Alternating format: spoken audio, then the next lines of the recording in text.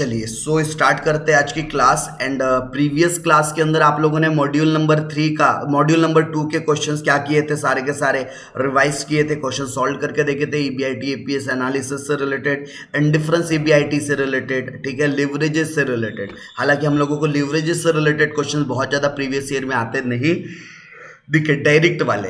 चलिए तो आगे बढ़ते हैं और कैपिटल बजटिंग की बात करते हैं। होप आप लोगों ने कैपिटल बजटिंग का रिवाइज एंड फॉर्मूलेज एक बार गो थ्रू कर रखे हैं। मैंने ऑलरेडी इसके पूरे कॉन्सेप्ट्स के ऊपर आप लोगों के साथ क्लास कर रखी है, राइट। इसलिए आज की क्लास में हम लोग क्या करने वाले, प्रीवियस ईयर के पूरे के क्वेश्चन पेपर्स के सॉल्यूशंस देखने वाले हैं। तो चलिएगा मेरे साथ साथ आप लोग भी। ये रहा जी आप लोगों का सवाल, और सवाल क्या कहता है, सवाल कहता है क्या, हाँ बिल्कुल सवाल भी कहता है। क्या कहता है, a company has to make a choice between 2 project A और बी। कंपनी के पास 2 प्रोजेक्ट है ए और बी, और आपको चॉइस करना है कि कौन सा प्रोजेक्ट आपने सेलेक्ट करना चाहिए। The initial capital outlay of the 2 projects 1,35,000 2,40,000 respectively for A and B. मतलब कि आपके पास से प्रोजेक्ट से कितना पैसा जाने वाला है इनिशियली, प्रोजेक्ट ए में और प्रोजेक्ट बी में। ये इनिशियल कैपिटल आउटले है, जिसे मैं क्या भी कह सकता हूँ, कैश आउटफ्लो। इनिशियल कैश का आउटफ्लो है, ये इनिशियल कैश का आउटफ्लो है। फिर आगे बोलता है there will be no scrapped value, no scrapped value at the end of the life of the both the project. Sir scrapped value तो क्या करते हैं, डेप्रिसिएशन निकालते समय काम आता है आपका, अगर स्क्रैप्ड वैल्यू होता और लास्ट ईयर की जो कैश फ्लो आती है ना उसमें ऐड हो जाता है उतना पैसा। और फिर बोलता है the opportunity cost of capital of the company is 16%, यानी कि आप लोगों को आर दे दिया है, कॉस्ट ऑफ कैपिटल, मतलब जिसे हम रिक्वायर्ड रेट ऑफ रिटर्न भी बोलते हैं, जिसे हम आर से डिनोट करेंगे। Cost of capital, required rate of return, right, required rate of return, जिसे हम कॉस्ट ऑफ कैपिटल भी कहते हैं, रिक्वायर्ड रेट ऑफ रिटर्न भी कहते हैं। हम यहाँ पर इसे स्मॉल आर से डिनोट करेंगे, वैसे इसको चाहे तो के से भी डिनोट किया जा सकता है, बट हम आर से करेंगे। तो कहीं ना कहीं हमें डिस्काउंटिंग निकालने के काम आएगा 16%। अब प्रोजेक्ट ए का हमारे पास क्या गिवन है, कैश फ्लो। प्रोजेक्ट बी का भी क्या है, द एनुअल इनकम, क्या दी है, एनुअल इनकम्स। प्रोजेक्ट ए में पहले साल में तो कुछ नहीं आया, दूसरे साल से आना शुरू हुआ, दूसरा तीसरा चौथा, यहाँ पहले साल से आ रहा है, पहले साल से आ रहा है। मतलब दोनों भी प्रोजेक्ट कितने साल चले हैं, 5। दोनों भी प्रोजेक्ट की लाइफ कितनी है, 5। और निकालना क्या क्या है, निकालना है हमने डिस्काउंटेड पेबैक पीरियड, निकालना है हमने प्रॉफिटेबिलिटी इंडेक्स, निकालना है हमने एनपीवी, निकालना है हमने पेबैक पीरियड, और यूज़ करना है ये सब प्रेजेंट वैल्यू फैक्टर का, करेक्ट। यानी उन्होंने आप लोगों को 16% के हिसाब से प्रेजेंट वैल्यू फैक्टर भी निकाल कर दे दिया। अब वो क्यों दे दिया, ताकि बच्चे कोई बच्चे यहाँ पर राउंड ऑफ कर देते, कोई 4 डिजिट लेते तो कोई फलाना लेते, तो क्वेश्चन पेपर वाला नहीं चाहता कि अलग अलग बच्चों के अलग अलग आंसर्स आए, ठीक है, क्योंकि उसको आंसर की एक मिलेंगी और वो एक आंसर की से चेक करेगा। तो ये 3 डिजिट राउंड ऑफ करके उन्होंने कंसिडर्ड कर रखा है, तो हमने यही लेना चाहिए। चलिए करें इसका सॉल्यूशन स्टार्ट। आप भी हमारे साथ क्विकली इसका भी क्या कीजिए, बहुत बेसिक और बहुत सिंपल क्वेश्चन है, ठीक है। तो हम भी करते हैं इसका सॉल्यूशन स्टार्ट, और हेडिंग दे देते हैं या फिर स्टेटमेंट बनाएंगे, स्टेटमेंट ऑफ कैश फ्लो। हम जो स्टेटमेंट बनाने जाने वाले हैं अभी, उस स्टेटमेंट को नाम क्या देंगे, स्टेटमेंट ऑफ कैश फ्लो, ठीक है। तो इस स्टेटमेंट ऑफ कैश फ्लो के अंदर सबसे पहले हम लोग कर लेते हैं पर्टिकुलर ईयर का कॉलम। सबसे पहला कॉलम हमारा किस चीज़ के लिए रहेगा, ईयर। तो हमने पहला कॉलम बना लिया भाई यहाँ पर ईयर का। फिर ईयर के बाद दूसरा कॉलम किस चीज़ के लिए रहेगा, पर्टिकुलर, ठीक है। ईयर के बाद पर्टिकुलर, या पर्टिकुलर की जगह बेटर होगा अगर आप क्या वर्ड यूज़ करते हो, कैश फ्लो, कि आपके पास कितना पैसा आया, कैश फ्लो। फिर उसके बाद आप लोगों को प्रेजेंट वैल्यू फैक्टर निकाल कर ऑलरेडी दिया हुआ है, तो फिर आप प्रेजेंट वैल्यू फैक्टर यूज़ कर लोगे। और फिर क्या कर लोगे आप लोग, present value of cash flow निकाल लोगे, present value of cash flow multiplied करके निकाल दोगे। ये बात हुई कौन से प्रोजेक्ट के लिए, प्रोजेक्ट ए के लिए। ये बात किसके लिए हुई भाई, प्रोजेक्ट ए के लिए। और जैसे आप ये present value of cash flow निकालोगे, एक चीज़ और निकालना है आप लोगों ने, जिसे हम बोलेंगे डिस्काउंटेड, जिसे क्या कहेंगे हम, डिस्काउंटेड, सॉरी डिस्काउंटेड नहीं, डिस्काउंटेड तो ये निकल ही गया। ये जो present value of cash flow है, cumulative, cumulative present value of cash flow. और ये प्रेजेंट वैल्यू को हम एक और नाम से जानते हैं, डिस्काउंटेड कैश फ्लो के नाम से भी। इसी को हम किस नाम से जानते हैं, डिस्काउंटेड। ये तो निकला प्रोजेक्ट है ए के लिए। ऐसा ही सिमिलर कैलकुलेशन किसके लिए करना है, प्रोजेक्ट बी के लिए। तो ईयर का कॉलम तो ठीक है सेम रहेगा, ठीक है, ईयर के लिए मैं दोबारा कॉलम नहीं बना रहा हूँ, ये बनने जा रहा है आपके प्रोजेक्ट बी के लिए, ठीक है। तो यहाँ पर भी आपके पास कैश फ्लो आएगा, राइट, क्या आएगा, कैश फ्लो। फिर present value factor, present value factor, फिर उसके बाद मल्टीप्लाई करेंगे तो present value of cash flow, present value of cash flow, और उसके बाद cumulative, cumulative present value of cash flow. चलिए, सो हमारे पास पहला साल है, दूसरा साल है, तीसरा साल है, चौथा साल है और पांचवा साल है। We have a 5 years. अगर मैं प्रोजेक्ट ए की बात करूं तो पहले साल में कोई कैश नहीं आई, देखो। फिर दूसरे साल से कैश आई क्या, हाँ जी 30,000। कितनी कैश आई, 30,000। फिर कितनी आई, 1,32,000। फिर कितनी आई, 84,000। फिर कितनी आई, 84,000, राइट। तो ये सारी कैश फ्लो को हम क्या कर लेते हैं, लिख लेते हैं यहाँ पर, ठीक है। आप भी मेरे साथ साथ लिखते चलो। तो पहले साल में तो कोई कैश नहीं आई, ठीक है, पहले साल में कोई कैश आई क्या, नहीं। दूसरे साल में आई क्या, हाँ जी बिल्कुल आई, कितनी, 30,000। तीसरे साल में आई क्या, हाँ जी बिल्कुल आई, 1,32,000। फिर उसके बाद वाले साल में आई क्या, हाँ जी बिल्कुल 84,000 आई थी, और पांचवें साल में भी 84,000 आई थी, करेक्ट। और उसके अलावा ये आप लोगों को उन्होंने डिस्काउंटिंग फैक्टर ऑलरेडी निकाल कर दिए है, तो जो डिस्काउंटिंग फैक्टर आपको निकाल कर दिया आपने वही करना। पहले साल में 0.862, दूसरे साल में 0.743, 0.641, फिर 0.552, 0.552 और 0.462, करेक्ट। ये हमने प्रेजेंट वैल्यू फैक्टर निकाल दिया। मल्टीप्लाई कर देंगे तो पहले में तो डैश आ जाएगा, लेकिन 30,000 मल्टीप्लाइड बाय 0.743 तो ये आ जाता है 22,290। फिर 1,32,000 इंटू 0.641 अगर करते हैं तो 84,612। और फिर उसके बाद 84,000 इंटू 0.552 अगर करते हैं तो 46,368। और अगर 84,000 इंटू 462 अगर करते हैं तो 38,808। और इसकी फिर क्या कर देंगे, टोटल निकाल देंगे। तो इसकी टोटल को नाम दे देंगे summation, summation present value of cash inflow, PVCI, present value of cash inflow. तो इसकी टोटल आई थिंक सो होनी चाहिए 1,92,078, राइट, ये टोटल होनी चाहिए।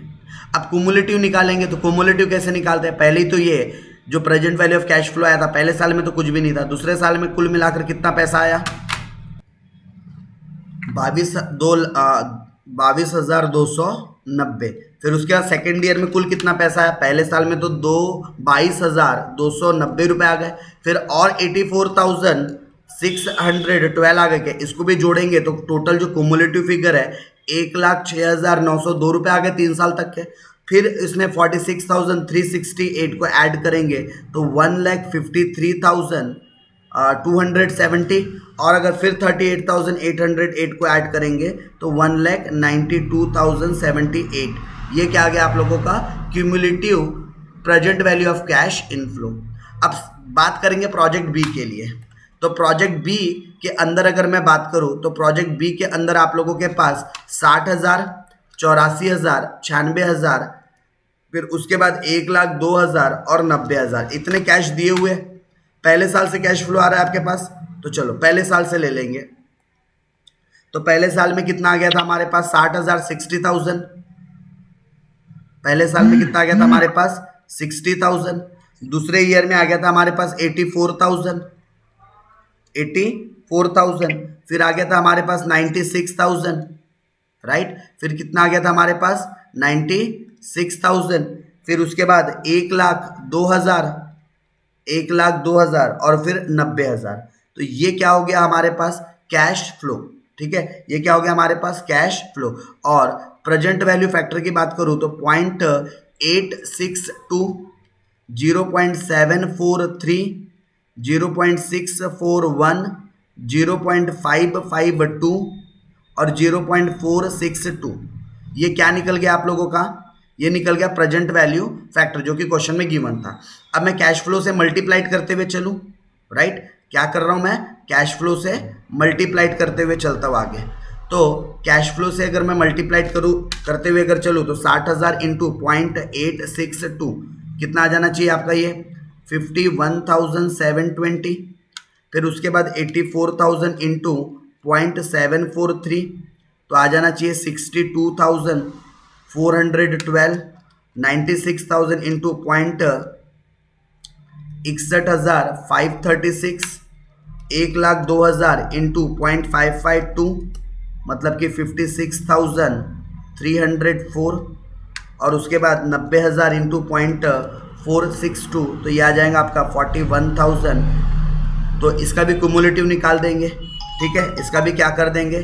क्यूमुलेटिव निकाल देंगे। 51,720 पहले साल का तो एज इट इज आ जाएगा 51,720 plus 64,412 1,16,132 plus 61,536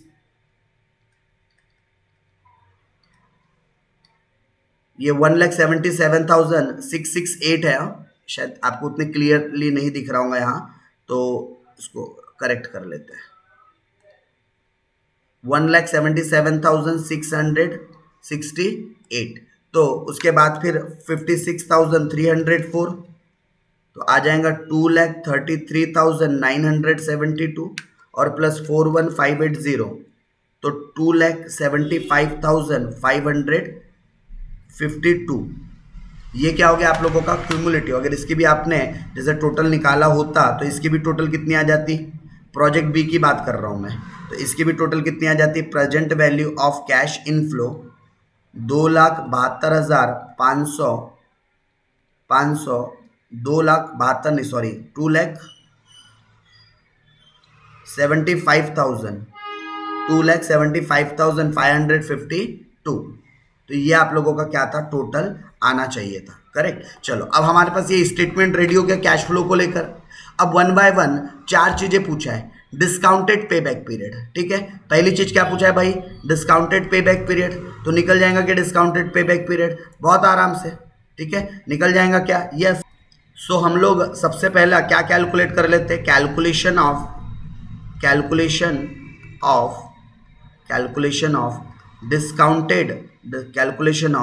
discounted payback period, right? तो हमें डिस्काउंटेड पेबैक पीरियड निकालना है और हमारे पास दो प्रोजेक्ट है, प्रोजेक्ट ए और प्रोजेक्ट बी, ठीक है? दो प्रोजेक्ट है, दोनों भी प्रोजेक्ट के लिए निकालना है। तो हम दोनों भी प्रोजेक्ट के लिए वन बाय वन निकालते हुए चलेंगे। प्रोजेक्ट ए के लिए भी निकालना है, बी के लिए भी निकालना है, ठीक है? तो सबसे पहले हमें पता है कि हमारे पास कैश का आउटफ्लो कितना है।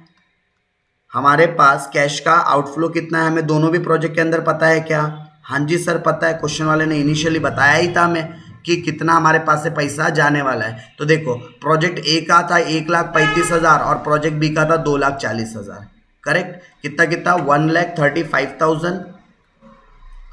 यहाँ पर कितना था? 1,35,000 और यहाँ पर कितना आउटफ्लो था? 2,40,000। इतने पैसे हम लोगों ने रिकवर करने थे, ठीक है? अब डिस्काउंटेड कैश फ्लो की मदद से ये पैसे कब रिकवर हो रहे हैं? तो हम क्या निकालते हैं? Discounted payback period is equal to, हमें देखना है हमारा 1,35,000 कहाँ रिकवर हो रहा है प्रोजेक्ट ए के अंदर। तो आ जाओ, ये कुमुलेटिव कैश फ्लो है। 1,35,000 यहाँ रिकवर हुआ क्या? आंसर इज नो, ठीक है? यहाँ रिकवर हुआ क्या? नहीं भाई। यहाँ हुआ क्या? 1,06,000 ही हो रहा है, यहाँ भी नहीं हो रहा है। यहाँ हो रहा है कि यस 1,53,000, मतलब यहाँ आपके 1,35,000 पूरे रिकवर हो गए।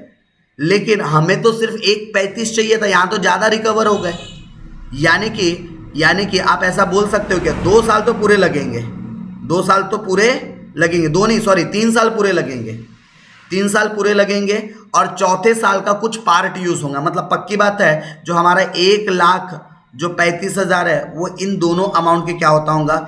बीच में कहीं तो भी आता होगा। मतलब आपका पे बैक पीरियड भी 3 साल और 4 साल के बीच में कहीं तो भी आएगा, ठीक है, उसके बीच में कहीं तो भी आएगा, और ये जो बीच में आएगा इसके लिए अब हम लोगों ने कैलकुलेशन करना है। कैसे करेंगे, ध्यान से, ठीक है। 3 साल तो पूरे लगे, करेक्ट, इतना तो क्लियर है, 3 साल पूरे लगे, और उन 3 साल के अंदर हमें 1,06,000, ओके एक मिनट अमाउंट कंफर्म कर लिया जाए। ये जो थर्ड ईयर में टोटल आपने 1,06,902, 1,06,902 रुपए, ये हम लोगों ने कब ला लिया, 1,06,902 रुपए, ये हमारे पास थर्ड ईयर का टोटल पैसा था। अच्छा, फिर बचा शॉर्टफॉल कितने का, तो 1,35,000 में से अगर हम लोगों ने माइनस कर दिया 1,06,902, तो हमें शॉर्टफॉल पता चल जाएगा। तो लगभग 28,000 के आसपास का शॉर्टफॉल है, 28,098 रुपीज़ का। तो ये जो शॉर्टफॉल आएगा ये कब रिकवर होगा, फोर्थ ईयर में। तो फोर्थ ईयर में टोटल कितने पैसे रिकवर हुए, हमें डिस्काउंटेड देखने का, 46,000, कितने रिकवर हुए, 46,368। और इस बेसिस पर आप लोगों को क्या पता चल जाएगा, आप लोगों का डिस्काउंटेड पे बैक पीरियड। चलो तो एक 1 बाय 1 निकाल दिया जाए। तो जो सेकेंड ईयर था उसमें कितने पैसे रिकवर हुए आपके, सेकेंड नहीं थर्ड ईयर, ठीक है, थर्ड ईयर जो कंप्लीटेड ईयर था, ठीक है, आपका थर्ड ईयर जो कंप्लीटेड ईयर था वहाँ 1,06,000 रिकवर्ड हुए, मतलब 3 साल पूरे लगे, 3 इयर्स प्लस हमें ज़रूरत थी 1,35,000 की, लेकिन 3 साल में 1,06,902 रुपये ही रिकवर हो पाए थे। तो जितने का शॉर्टफॉल है माइनस कर देंगे तो शॉर्टफॉल पता चल जाएगा। ये शॉर्टफॉल चौथे साल में रिकवर्ड होने वाला है, जबकि चौथे साल में टोटल अमाउंट 46,368 रिकवर हुआ है। तो अगर इसको मैं सिंप्लीफाई करूं तो मेरा डिस्काउंटेड पेबैक पीरियड आ जाएगा, कितना आएगा, 3 साल तो रहेगा ही, 3 साल प्लस अगर मैं इसको माइनस करूं तो हमारा शॉर्टफॉल आ जाता है 28,098 रुपीज़ का, डिवाइडेड बाय 46,368, मतलब 3 इयर्स प्लस अगर मुझे 28,098 रुपीज़ की ज़रूरत थी और 46,365 अगर मिल गए, यानी कि मैंने पूरा साल नहीं लिया पैसे रिकवर करने के लिए, 0.60 ईयर में ही मेरे पैसे रिकवर हो गए, और दोनों को जोड़ दो तो कुल मिलाकर 3.60 ईयर्स, 3.60 ईयर्स, ये आपका क्या निकल गया, डिस्काउंटेड पे बैक पीरियड। क्या निकल गया आपका, discounted pay back period, right. चलिए बढ़ेंगे आगे। सेम आप लोगों को प्रोजेक्ट बी के लिए भी करना है, सेम काम। तो अगेन हम प्रोजेक्ट बी के लिए भी क्या कर लेते हैं, डिस्काउंटेड पे बैक पीरियड निकाल देते हैं। तो इसके लिए पहले हमें देखना पड़ेगा हमारा 2,40,000 कहाँ रिकवर हो रहा है, हमारा 2,40,000 कहाँ रिकवर हो रहा है। तो उसके लिए हम लोग ये कैश फ्लो स्टेटमेंट पर आ जाते हैं। देखो हमारा 2,40,000 आपको कहाँ रिकवर होता नज़र आ रहा है, तो ये मुझे तो जो नज़र आ रहा है 2,40,000 सीधा 5वें साल में रिकवर होता नज़र आ रहा है, ठीक है। कहाँ रिकवर होता नज़र आ रहा है, 5वें साल में रिकवर होता नज़र आ रहा है, यानी कि अपने को 4 साल तो पूरे लगे, और 4 साल में हमने 2,33,972, ठीक है, इतना गेन किया था, यानी कि कुछ तो भी शॉर्टफॉल था, कुछ तो भी हमारे पास क्या था, शॉर्टफॉल था। चलो कैसे करेंगे, आ जाओ, फिगर देख लिया आप लोगों ने सारा। चौथे साल में कितने रिकवर हुए हमारे पास, 2,33,972, जो कि पूरे नहीं है, हमको करना था 2,40, तो कहीं ना कहीं 4 साल या 5 साल के बीच में अमाउंट रिकवर हुआ है, करेक्ट। तो कैसे कर लेंगे, 4 साल तो कंप्लीट लगे भाई, इसमें कोई संदेह नहीं है, किसी प्रकार का डाउट नहीं है, ठीक है, 4 साल तो पूरे लगे, तय है। हमको चाहिए थे 2,40, हमारा इनिशियल इन्वेस्टमेंट कितना, 2,40, लेकिन उसमें से 2,33,972 रुपये रिकवर हो जाते हैं, कब, चौथे साल में, और फिर 5वें साल में हमें 41,580 डिस्काउंटेड कैश फ्लो मिलता है, करेक्ट। अब इस इक्वेशन को या इस टोटल वैल्यूज़ को अगर हम सिंप्लीफाई कर दें तो 2,40,000 में से अगर 2,33,972 अगर हटा दिया जाए तो 6,028 डिवाइडेड बाय 41,580, 41,580, ये क्या है आपका, 5वें साल में कैश जनरेट हुआ। तो 4 साल तो तय थे कि लगना ही लगना है, प्लस 6,028 डिवाइडेड बाई 41,580, तो ये 0.014 ईयर्स, और दोनों को अगर जोड़ दिया जाए तो 4.14 ईयर्स। मतलब ज़्यादा समय कहाँ लगा पैसे रिकवर होने के लिए, प्रोजेक्ट बी के अंदर, ए में पैसा जल्दी रिकवर हो गया। तो ये पहली बात निकल गई क्या निकल गई पहली बात आप लोगों की, डिस्काउंटेड पे बैक पीरियड। अब दूसरा प्रॉफिटेबिलिटी इंडेक्स और नेट प्रेजेंट वैल्यू निकालना है। चलिए दोनों भी चीज निकल जाएंगे, कोई बड़ी बात नहीं है, ठीक है, दोनों भी चीज निकल जाएंगी। तो हम अब सेकंड चीज निकालने जा रहे हैं। पहला पॉइंट हो गया, अब दूसरा पॉइंट क्या कैलकुलेट करना था, calculation of profitability index. Again project A और प्रोजेक्ट बी वाइज बात होंगी। ये रहा प्रोजेक्ट ए और ये रहा आपका प्रोजेक्ट बी, ठीक है, प्रोजेक्ट ए और project B, correct. So project A की अगर मैं बात करूं, किसकी, प्रोजेक्ट ए की अगर मैं बात करूं, सो प्रोजेक्ट ए का प्रॉफिटेबिलिटी इंडेक्स कैसे निकलेगा, तो इसके लिए फॉर्मूला होता है present value of cash inflow divided by summation of present value of cash outflow, ठीक है, कैश आउटफ्लो। यहां पर भी हम प्रॉफिटेबिलिटी इंडेक्स के लिए क्या फॉर्मूला यूज कर लेंगे, summation present value of cash inflow divided by summation present value of cash outflow, correct. ये हमारे लिए फॉर्मूला है। और हम लोगों ने प्रेजेंट वैल्यू इनफ्लो और आउटफ्लो निकाल रखा है क्या, यस। आउटफ्लो तो पता है 1,35,000 है और यहाँ का भी आउटफ्लो पता है 2,40,000 है, और इनफ्लो की हम लोगों ने टोटल ऑलरेडी निकाल रखा है, राइट। चलो तो इनफ्लो की एक बार टोटल देख लेते हैं। ये प्रोजेक्ट ए में 1,92,078, जबकि प्रोजेक्ट बी में 2,75,552, ठीक है, 2,75,552। तो ये आप लोगों को क्या पता चल गया, present value of cash inflow. बस रख दो वैल्यू को और आंसर आ जाएगा आप लोगों का। तो वैल्यूज को जैसे हमने यहाँ रखा तो आंसर कितना आ गया आप लोगों का, यहाँ था 2,75,552 और यहाँ था आप लोगों के पास 1,92,078। देखते हैं 1,92,078 डिवाइडेड बाई वही 1,35,000 करेंगे तो 1.42, ये आप लोगों का प्रॉफिटेबिलिटी इंडेक्स आ गया। और यहाँ पर आ जाना चाहिए 2,75,552 डिवाइडेड बाई 2,40,000, तो ये आ जाना चाहिए 1.15, ठीक है, 1.15। तो ये क्या निकल गया आप लोगों का, प्रॉफिटेबिलिटी इंडेक्स, राइट। क्या निकल गया, प्रॉफिटेबिलिटी इंडेक्स। तो पीआई पता चल चुका है। और याद रखना, जिसका पीआई बेटर वो कंपनी ज़्यादा बेटर। तो अभी तक के तो फिलहाल में हमने जो डिस्काउंटेड पेबैक पीरियड देखा, इसके हिसाब से भी प्रोजेक्ट ए सूटेबल है। हमने प्रॉफिटेबिलिटी इंडेक्स देखा, इसके हिसाब से भी प्रोजेक्ट ए सूटेबल। अभी तक ये 2 पॉइंट के हिसाब से तो प्रोजेक्ट ए ही सूटेबल नजर आ रहा है। अब तीसरी चीज भी निकाल देते हैं, calculation of NPV, calculation of net present value. और नेट प्रेजेंट वैल्यू कैसे निकलता है, तो इधर बात करेंगे हम किसकी, प्रोजेक्ट ए के लिए, और इधर बात करेंगे हम किसके लिए, प्रोजेक्ट बी के लिए, करेक्ट। तो एनपीवी का फॉर्मूला होता है summation present value of cash inflow minus summation present value of cash outflow. Same यहाँ पर भी NPV is equal to summation present value of cash inflow minus summation present value of cash outflow.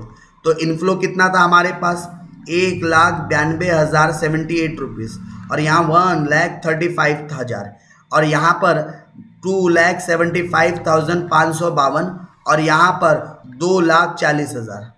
तो अगर मैं simplify करूँ, 1,92,078 में से minus कर देंगे 1,35,000, तो हमारे पास जो एनपीवी आता है वो कितना एनपीवी आता है, 57,078 का, राइट। कितना जाता है, 57,078 रुपीज़ का एनपीवी है। अगेन जिसका एनपीवी ज़्यादा आएगा वो ज़्यादा बेटर कंपनी। और यहाँ पर है आप लोगों का 35,552, मतलब again NPV point of view से भी देखा जाए तो हमारा प्रोजेक्ट ए ही बेटर है। और उसके बाद हम लोग लास्ट अगर बात कर ले, आपको डिस्काउंट नॉर्मल पे बैक पीरियड बोला था, चौथा चीज क्या बोला था, नॉर्मल पे बैक पीरियड बोला था, राइट। तो नॉर्मल अगर आप पे बैक पीरियड निकालोगे तो इसके लिए आपको क्या करना चाहिए था, जो नॉर्मल कैश फ्लो आया था उससे क्यूमुलेटिव कैश निकालना चाहिए था, ठीक है, जो कि हमने ऊपर में एक कॉलम में निकाल के रखा नहीं है। तो एक काम करता हूँ, मैं यहीं पर एक और कॉलम ऐड कर देता हूँ, ठीक है। यहाँ पर मैं फिलहाल में आपने एक और नॉर्मल क्यूमुलेटिव कैश फ्लो का भी कॉलम मेंटेन करना चाहिए था। अब इधर तो जगह नहीं है, बट फिर भी जगह बना लेंगे थोड़ी बहुत।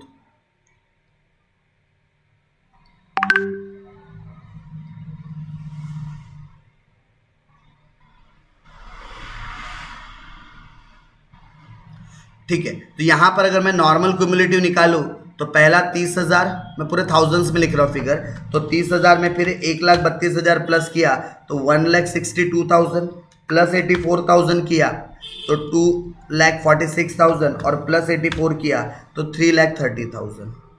इसी तरीके से यहाँ पर भी करूँ तो पहले 60,000, फिर 60,000 में प्लस किए 84,000 तो 1,44,000 प्लस किए 96 तो 2,40,000 प्लस किया 1,02,000 तो 3,42,000 और अगर प्लस किया 90,000 तो 4,32,000। सो ये क्या निकल गया आपका क्यूमुलेटिव कैश। और एक बार क्यूमुलेटिव कैश निकल जाए तो फिर क्या ही बात है, फिर तो बस आप लोगों ने क्या करना है, वैल्यूज को रख देना है। तो देखो हमें 1,35,000 रिकवर करने थे, तो हमारे 1,35,000 कहाँ रिकवर हो रहे हैं, प्रोजेक्ट ए के अंदर अगर मैं बात करूँ तो तीसरे साल में ही हो रहे हैं क्या रिकवर, कहाँ रिकवर हो रहे हैं, तीसरे साल में ही, यानी कि 2 साल पूरे लगे क्या, ठीक है। 2 साल में टोटल कितना पैसा मिला अपने को, 30,000, ठीक है, कितना मिला 30,000, राइट।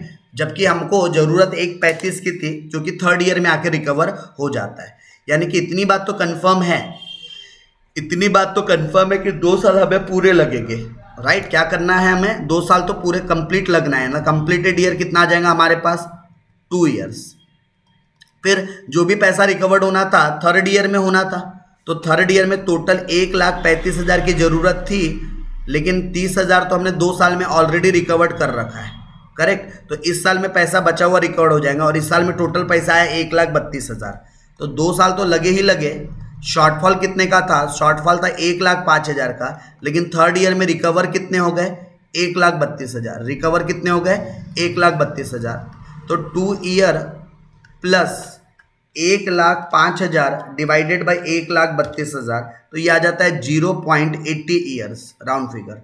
यानी कि अगर ऐड कर दे तो 2.80 ईयर्स, 2.80 ईयर्स। ये क्या है 2.80 ईयर्स आपका पे बैक पीरियड। सेम हम दूसरे इस प्रोजेक्ट बी के लिए भी करेंगे। ये कौन से प्रोजेक्ट के लिए निकला, ए के लिए। सेम काम हम लास्ट किसके लिए भी कर लेंगे, प्रोजेक्ट बी के लिए भी कर लेंगे। यानी फिर हमारा फाइनल कंक्लूजन निकल जाएगा कि हम लोगों ने प्रोजेक्ट ए चॉइस करना चाहिए या बी करना चाहिए।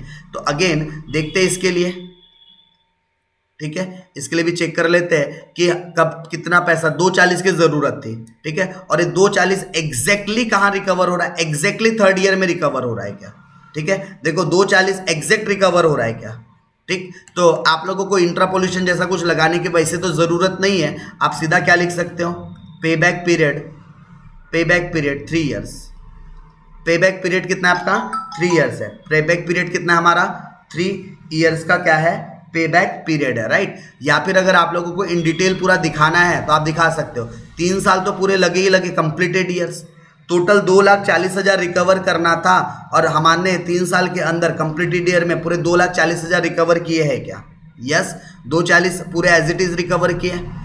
तो बचा हुआ नेक्स्ट ईयर का कोई ऑप्शन ही नहीं बचता कि नेक्स्ट ईयर में कोई पैसा रिकवर करना है। नेक्स्ट ईयर में हमें कोई भी पैसा रिकवर करने की ज़रूरत नहीं है। और वैसे भी 240 से जब 240 माइनस होगा तो नीचे में आप कुछ भी लिख लो, अल्टीमेटली इसका आंसर क्या आना है, 0। मतलब आपका फाइनल आंसर क्या आता, 3 ईयर ही आता। अगर आपकी इच्छा है कि कमिंग ईयर यहाँ पर लिख लूँ फिर सॉल्व करूँ, तो अल्टीमेटली 240 माइनस 240 करूँगे 0 आएंगे, और 0 को किसी भी वैल्यू से डिवाइड कर दो 0 ही आना है। मतलब अल्टीमेट आपका आंसर 3 ईयर ही आना है। चलिए, तो यानी कि पूरे ऑप्शन को देखने के बाद हम अपने फाइनल कंक्लूजन पर जाते हैं, और हमारा फाइनल कंक्लूजन ये होगा, company should choice project A it's better than, ये किससे अच्छा है, it's better than project B से काफ़ी अच्छा है प्रोजेक्ट ए, इसलिए आपने किसको चॉइस करना चाहिए, प्रोजेक्ट ए को चॉइस करना चाहिए, राइट। तो ये एक क्वेश्चन आप लोगों के लिए हम लोगों ने पूरा क्या करके दे दिया, सॉल्व करके दे दिया, राइट। तो यहाँ से आप लोगों का क्वेश्चन शुरू हुआ था, discounted pay back period, profitability index, net present value, पे बैक पीरियड, नॉर्मल वाला, ठीक है। तो यहाँ पर हम लोगों ने अपना सॉल्यूशन लाकर एंड आंसर का कंक्लूजन देकर क्या किया, खत्म किया। तो होप आप लोगों को ये क्वेश्चंस की अंडरस्टैंडिंग क्या हुई है, अच्छे से समझ में आई है, बेटर वे में आप लोगों ने समझा है। चलिए, सो हम अगले क्वेश्चन की तरफ चलते हैं, और अगला क्वेश्चन अगेन आप लोगों के पास है, the company require an initial investment 40,000 rupees. लो जी लो, आपको क्या दे दिया सवाल वाले ने, आप लोगों को इनिशियल इन्वेस्टमेंट दे दिया 40,000 रुपये का। ठीक है भाई। फिर बोलता है the net cash flow, net का मतलब होता है सब काट पीट के आपको दिया हुआ है, तो ये आप लोगों के 10 सालों तक पैसा आ रहा है। और बोलता है यूजिंग 10%, जिसका डिस्काउंटिंग फैक्टर उसने नीचे में ऑलरेडी निकाल कर दिया हुआ है। ठीक है, ये देखिए आपको ऑलरेडी क्या दिया हुआ है, डिस्काउंटिंग फैक्टर निकाल कर दे दिया है। डिटरमाइन द फॉलोइंग, पे बैक पीरियड निकल जाएगा, यस अभी जस्ट हम सीख कर आए हैं। नेट प्रेजेंट वैल्यू ये भी निकल जाएंगी। आईआरआर नहीं देखा था हमने, तो हम एक काम करते हैं आईआरआर का कैलकुलेशन करते हैं। ये दो चीजें तो सिंपल है, ठीक है, जो कि हम क्या कर सकते हैं, कैलकुलेट कर सकते हैं। तो हमें क्या सीखना है, आईआरआर। तो मैं इस पर्टिकुलर क्वेश्चन के अंदर आप लोगों को क्या सिखाते हुए चलता हूं, आईआरआर। होप आप लोग पे बैक पीरियड खुद से कर लोगे, नेट प्रेजेंट वैल्यू भी आप खुद से निकाल दोगे। तो अभी हम लोग क्या देखने जा रहे हैं, आईआरआर का कैलकुलेशन देखने के लिए जा रहे हैं कि किस तरीके से हम लोगों ने आईआरआर का कैलकुलेशन करना चाहिए। तो चलिए मेरे साथ साथ आप लोग भी क्या करिए, आईआरआर का कैलकुलेशन करना शुरू कीजिए। तो साथों साथ हम लोग क्या करते हैं, आईआरआर का कैलकुलेशन स्टार्ट करते हैं। तो आईआरआर का कैलकुलेशन स्टार्ट करने से पहले आप लोगों को कुछ बेसिक बातें हैं जो पहले जाननी जरूरी है, समझनी जरूरी है। सबसे पहले आप लोगों ने जो है वो क्या निकालना चाहिए, सबसे पहले आप लोगों ने सॉल्यूशन करते समय मैं आप लोगों को सिर्फ कौन सा सॉल्यूशन बता रहा हूँ, फिर से रिमाइंडर दे दूँ, सिर्फ इंटरनल रेट ऑफ रिटर्न का। मैं स्टार्टिंग का ए और बी नहीं कर रहा हूँ, मैं सीधा सी वाला पॉइंट सॉल्व कर रहा हूँ। Calculation of IRR, internal rate of return, right, calculation of IRR, internal rate of return.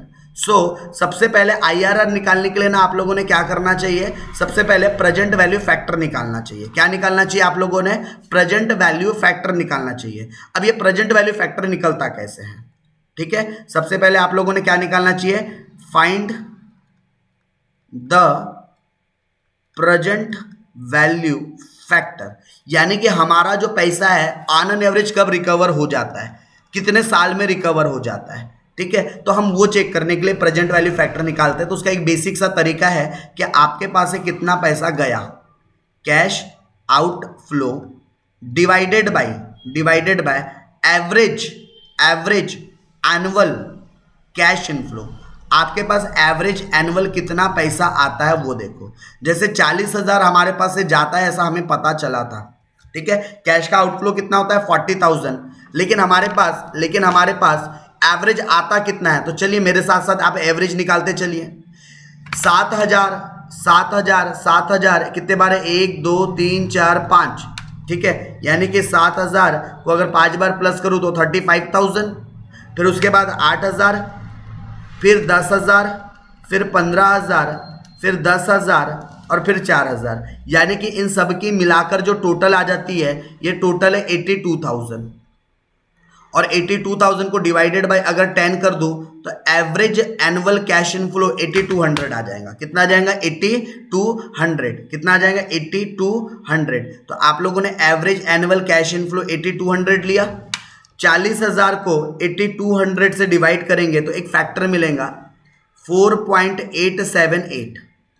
ये हमारा क्या है, प्रेजेंट वैल्यू एन्युटी फैक्टर। इसको क्या बोलते हैं, present value annuity interest factor.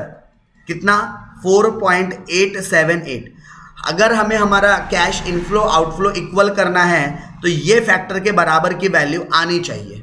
ठीक है, अब ये फैक्टर की वैल्यू किसी ना किसी परसेंटेज में होगा, राइट, किसी ना किसी कहाँ होगा, परसेंटेज में होगा। अच्छा, टोटल लाइफ कितनी है, 10 years, n is equal to कितना है, 10 ईयर्स। बट हमें ये नहीं पता कि ये जो फैक्टर है वो कौन से रेट से आता है, हमें वो रेट नहीं पता। तो हमारे पास ना दो ऑप्शन होते हैं, या तो आप कैलसी पे ट्रायल करते जाओ, या तो present value annuity interest factor table का इस्तेमाल करो। पहले मैं आपको टेबल का इस्तेमाल करना बताता हूं क्योंकि उसमें टाइम कम लगता है और जल्दी आंसर उसके अंदर आपको पता चल जाता है। और जब आप कैलसी से ट्रायल करते चलते हो तब समय ज़्यादा लग जाता है। इसलिए मैं आप लोगों को अभी कहाँ ले जाऊंगा, present value annuity interest factor table के ऊपर ले जाऊंगा और उस टेबल से 10वें साल के रो में हम चेक करेंगे कि ये वैल्यू कहाँ बिलोंग करती है, कहाँ पर आती है, राइट। तो आप चलते कहाँ पर हम लोग, आपके प्रेजेंट वैल्यू जो interest factor annuity interest factor table है वहाँ पर।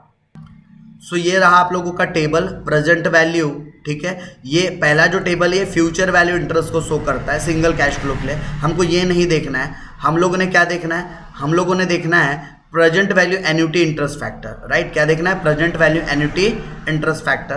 तो ये रहा आपका present value annuity interest factor for an annuity. तो हमको 10वें साल के रो में चेक करना है, राइट। कहाँ चेक करना है, 10वें साल के रो में चेक करना है। और 10वें साल के रो में हम लोगों ने देखना है हमारा जो 4 पॉइंट कितना आया था, हमारी वैल्यू जो आई थी 4.878, 4.878, ठीक है। तो ये कौन से परसेंट के अंदर आ रहा है 10वें साल के रो में, हमने वो चेक करना है।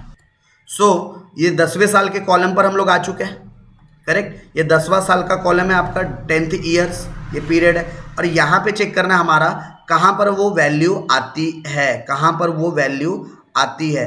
तो लगभग अगर हम देखें तो 4.8332 यानी कि 16 के आसपास, यानी कि 16% हम ले सकते हैं, राइट। 16% ये नियरेस्ट है हमारा जो फैक्टर निकला था उसके, एग्जैक्ट तो नहीं है लेकिन नियरेस्ट है, एग्जैक्ट तो नहीं है लेकिन नियरेस्ट है। तो आपको याद रखना 16%, ठीक है। कितना, 16%। तो चलते हैं हम वापस।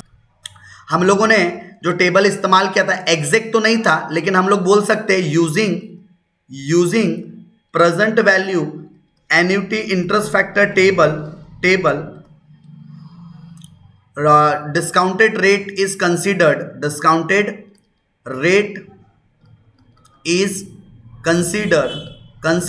16%। हमने क्या कंसीडर करना है, 16। और चलिए 16 अगर कंसीडर करना है तो 16 से अब क्या कर लेंगे हम लोग, 16 से क्या कर लेंगे हम लोग, अब स्टेटमेंट बनाएंगे, statement showing cash flow, statement showing discounted cash flow, statement showing discounted cash flow. तो हम लोग डिस्काउंटेड या फिर इसको प्रेजेंट वैल्यू कैश फ्लो भी बोल सकते हैं। सो हमारे को 2 रेट लेना पड़ता है। सबसे पहला तो चलो कॉलम ईयर का आ जाएगा आपको, पहला कॉलम किसके लिए, ईयर के लिए, करेक्ट। फिर दूसरा कॉलम कैश फ्लो के लिए, दूसरा कॉलम कैश फ्लो के लिए। और अभी हमने एक जो प्रेजेंट वैल्यू इंटरेस्ट फैक्टर लिया है वो 16% को कंसीडर किया है। तो पहले हम लोग 16% के हिसाब से प्रेजेंट वैल्यू इंटरेस्ट फैक्टर निकाल देंगे और फिर उसको मल्टीप्लाई कर देंगे तो हमें डिस्काउंटेड या फिर present value of cash inflow मिल जाएंगी, ठीक है। और जैसे ये मिलेंगी तो फिर हम आगे का डिसाइड करेंगे कि अब दूसरा रेट क्या होना चाहिए, क्योंकि हमको 2 रेट लेने पड़ते हैं, एक हाइयर एक लोअर। तो पहले डिसाइड करते हैं ये 16 हाइयर है या लोअर है। तो हमारे पास 10 साल का डाटा है, 1 साल, 2 साल, 3 साल, 4 साल, 5 साल, 6 साल, 7 साल, 8 साल, 9 साल एंड 10 साल, ठीक है। कितने साल का डाटा है हमारे पास, 10 ईयर्स का टोटल मिला के डाटा है। शुरुआत के 5 साल में तो 7,000 ही था, 7,000, 7,000, 7,000, 7,000, फिर 7,000, ठीक है। ये क्या निकल गया आप लोगों का कैश फ्लो। इसके बाद भी आप लोगों को 5 साल के बाद और दिया है, तो एक बार मैं कैश फ्लो की तरफ आ जाऊँ। फिर उसके बाद दिया था 8,000, फिर 10,000, फिर 15,000, फिर 10,000, फिर 4,000, राइट। कुछ इस तरीके से फिगर्स है। तो मैं आगे के फिगर्स की बात करता हूँ। तो आगे हमारे पास 8,000, फिर 8,000 के बाद अगला फिगर है हमारे पास 10,000, फिर 10,000 के बाद है हमारे पास 15,000, और 15,000 के बाद फिर है 10,000, और फिर उसके बाद है 4,000, राइट। सो ये क्या हो गया हमारे पास, कितने सालों का कैश था वो हमें पता चल गया। तो 10 साल का था। चलो 16% से डिस्काउंट करेंगे। कैसे करते हैं डिस्काउंट, होप सभी को आता है, 1 डिवाइडेड बाय 1.16, ठीक है। तो कितना आता है आप लोगों का डिस्काउंटिंग फैक्टर, ये अगर निकालने जाए तो पहले साल के लिए 0.862, हम 3 डिजिट में राउंड ऑफ करेंगे, ठीक है। फिर से इक्वल्स टू दबा दिया तो 0.743, फिर से 0.641, फिर 0.552, फिर उसके बाद 0.47, 0.47, 6, फिर उसके बाद 0.5 410, फिर उसके बाद 0.353, या इसको मैं राउंड फिगर करके 4 कर देता हूँ, फिर उसके बाद 0.305, ये 05 है, 305 है, फिर उसके बाद 0.263, फिर उसके बाद 0.227, राइट। ये क्या निकल गया 16% के हिसाब से। अब मल्टीप्लाइड अगर कर दे हम 7000 इंटू 0.862, तो हमारा ये आ जाना चाहिए 6034, 6034 रुपये। फिर 7000 इंटू 0.743, तो ये आ जाना चाहिए 5201 रुपये। फिर आ जाना चाहिए 7000 इंटू 0.641, तो ये आ जाएगा आपका 4487। फिर उसके बाद 7000 इंटू 0.552, तो ये आ जाएगा आपका 3864। और फिर उसके बाद 7000 इंटू 0.476, तो 3332। उसके बाद 8000 इंटू 0.410, तो ये आ जाएगा 3280। और फिर उसके बाद 10000 इंटू 0.354, तो ये आ जाना चाहिए 3540। और उसके बाद फिर 15000 इंटू 0.305, तो ये आ जाएगा 4575।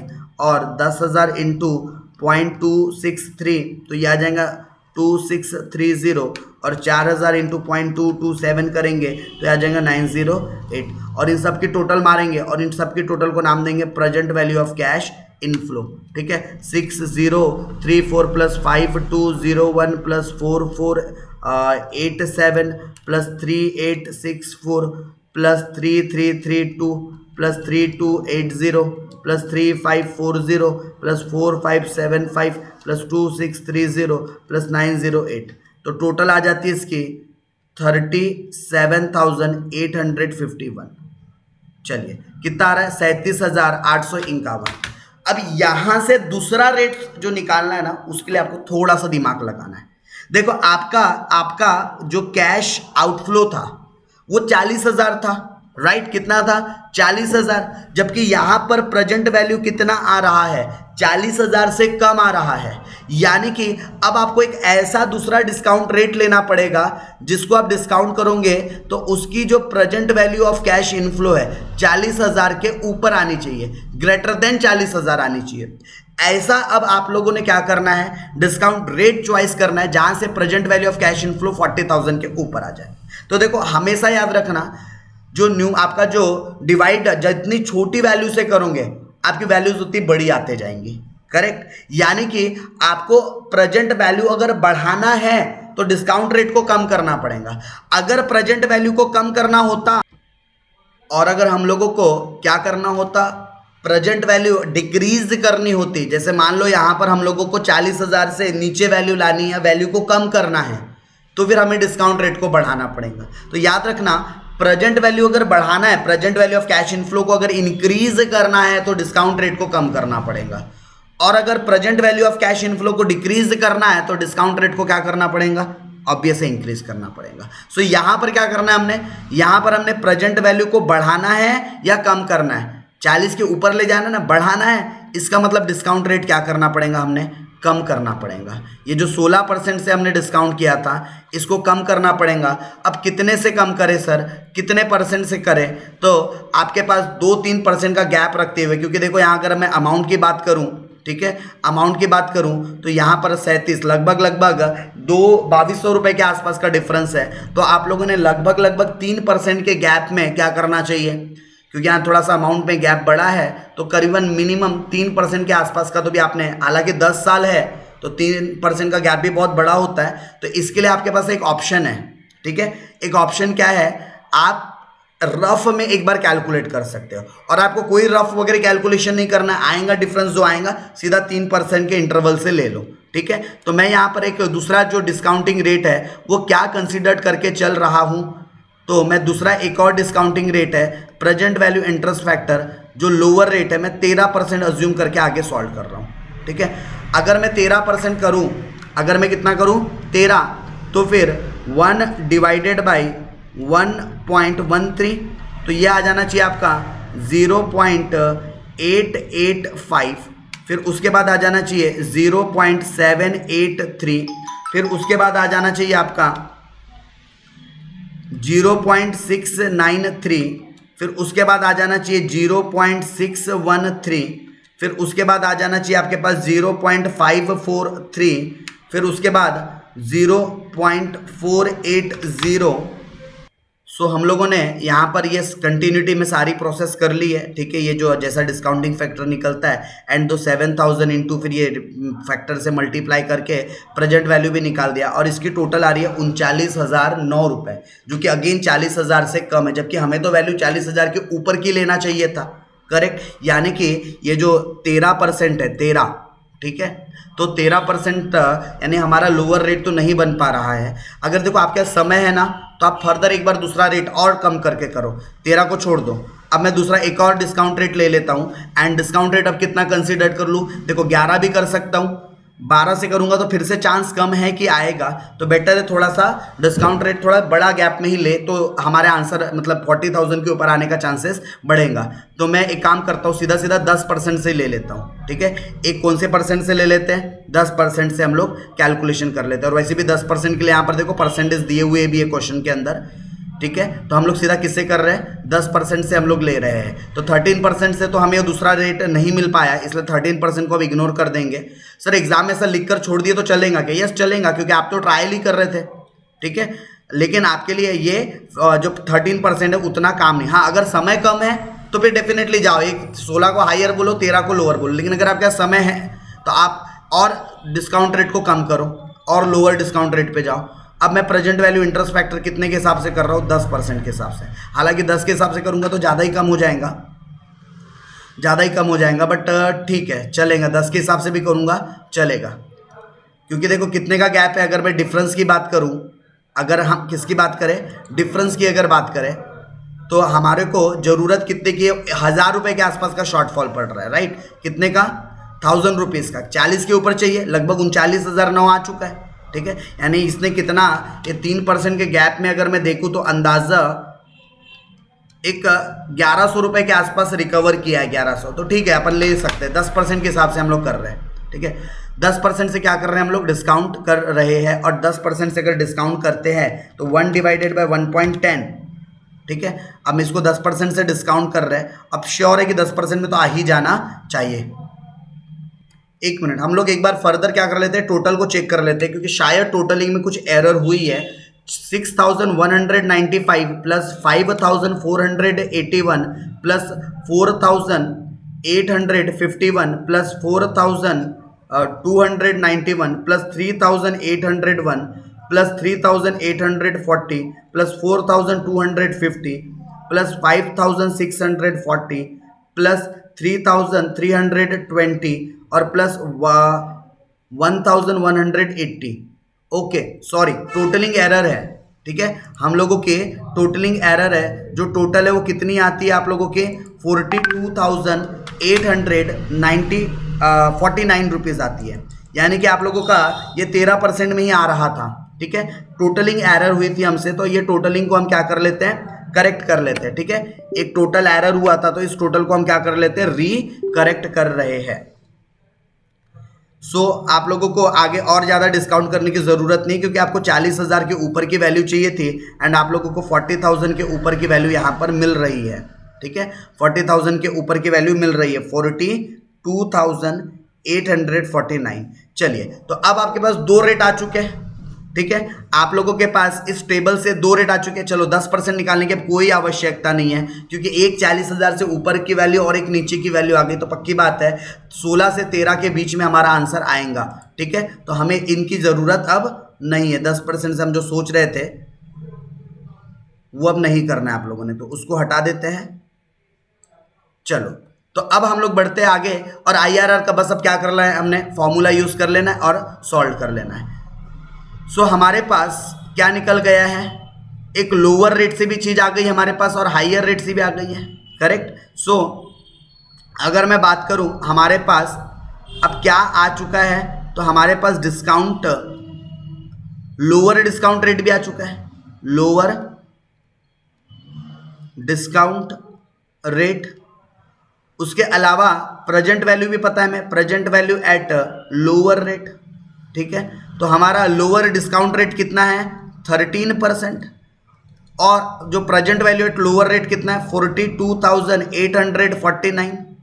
उसके अलावा हमको हायर, ठीक है, हमको हायर डिस्काउंट रेट भी पता है, हमें हायर डिस्काउंट रेट पता है 16%, और present value at higher rate भी पता है कितना 37,851। और इसके अलावा हम लोगों को इनिशियल इन्वेस्टमेंट भी पता है, हमें हमारा इनिशियल इन्वेस्टमेंट भी पता है कि हमें हमारा इनिशियल इन्वेस्टमेंट मतलब जो कैश का आउटफ्लो था वो था 40,000 रुपये।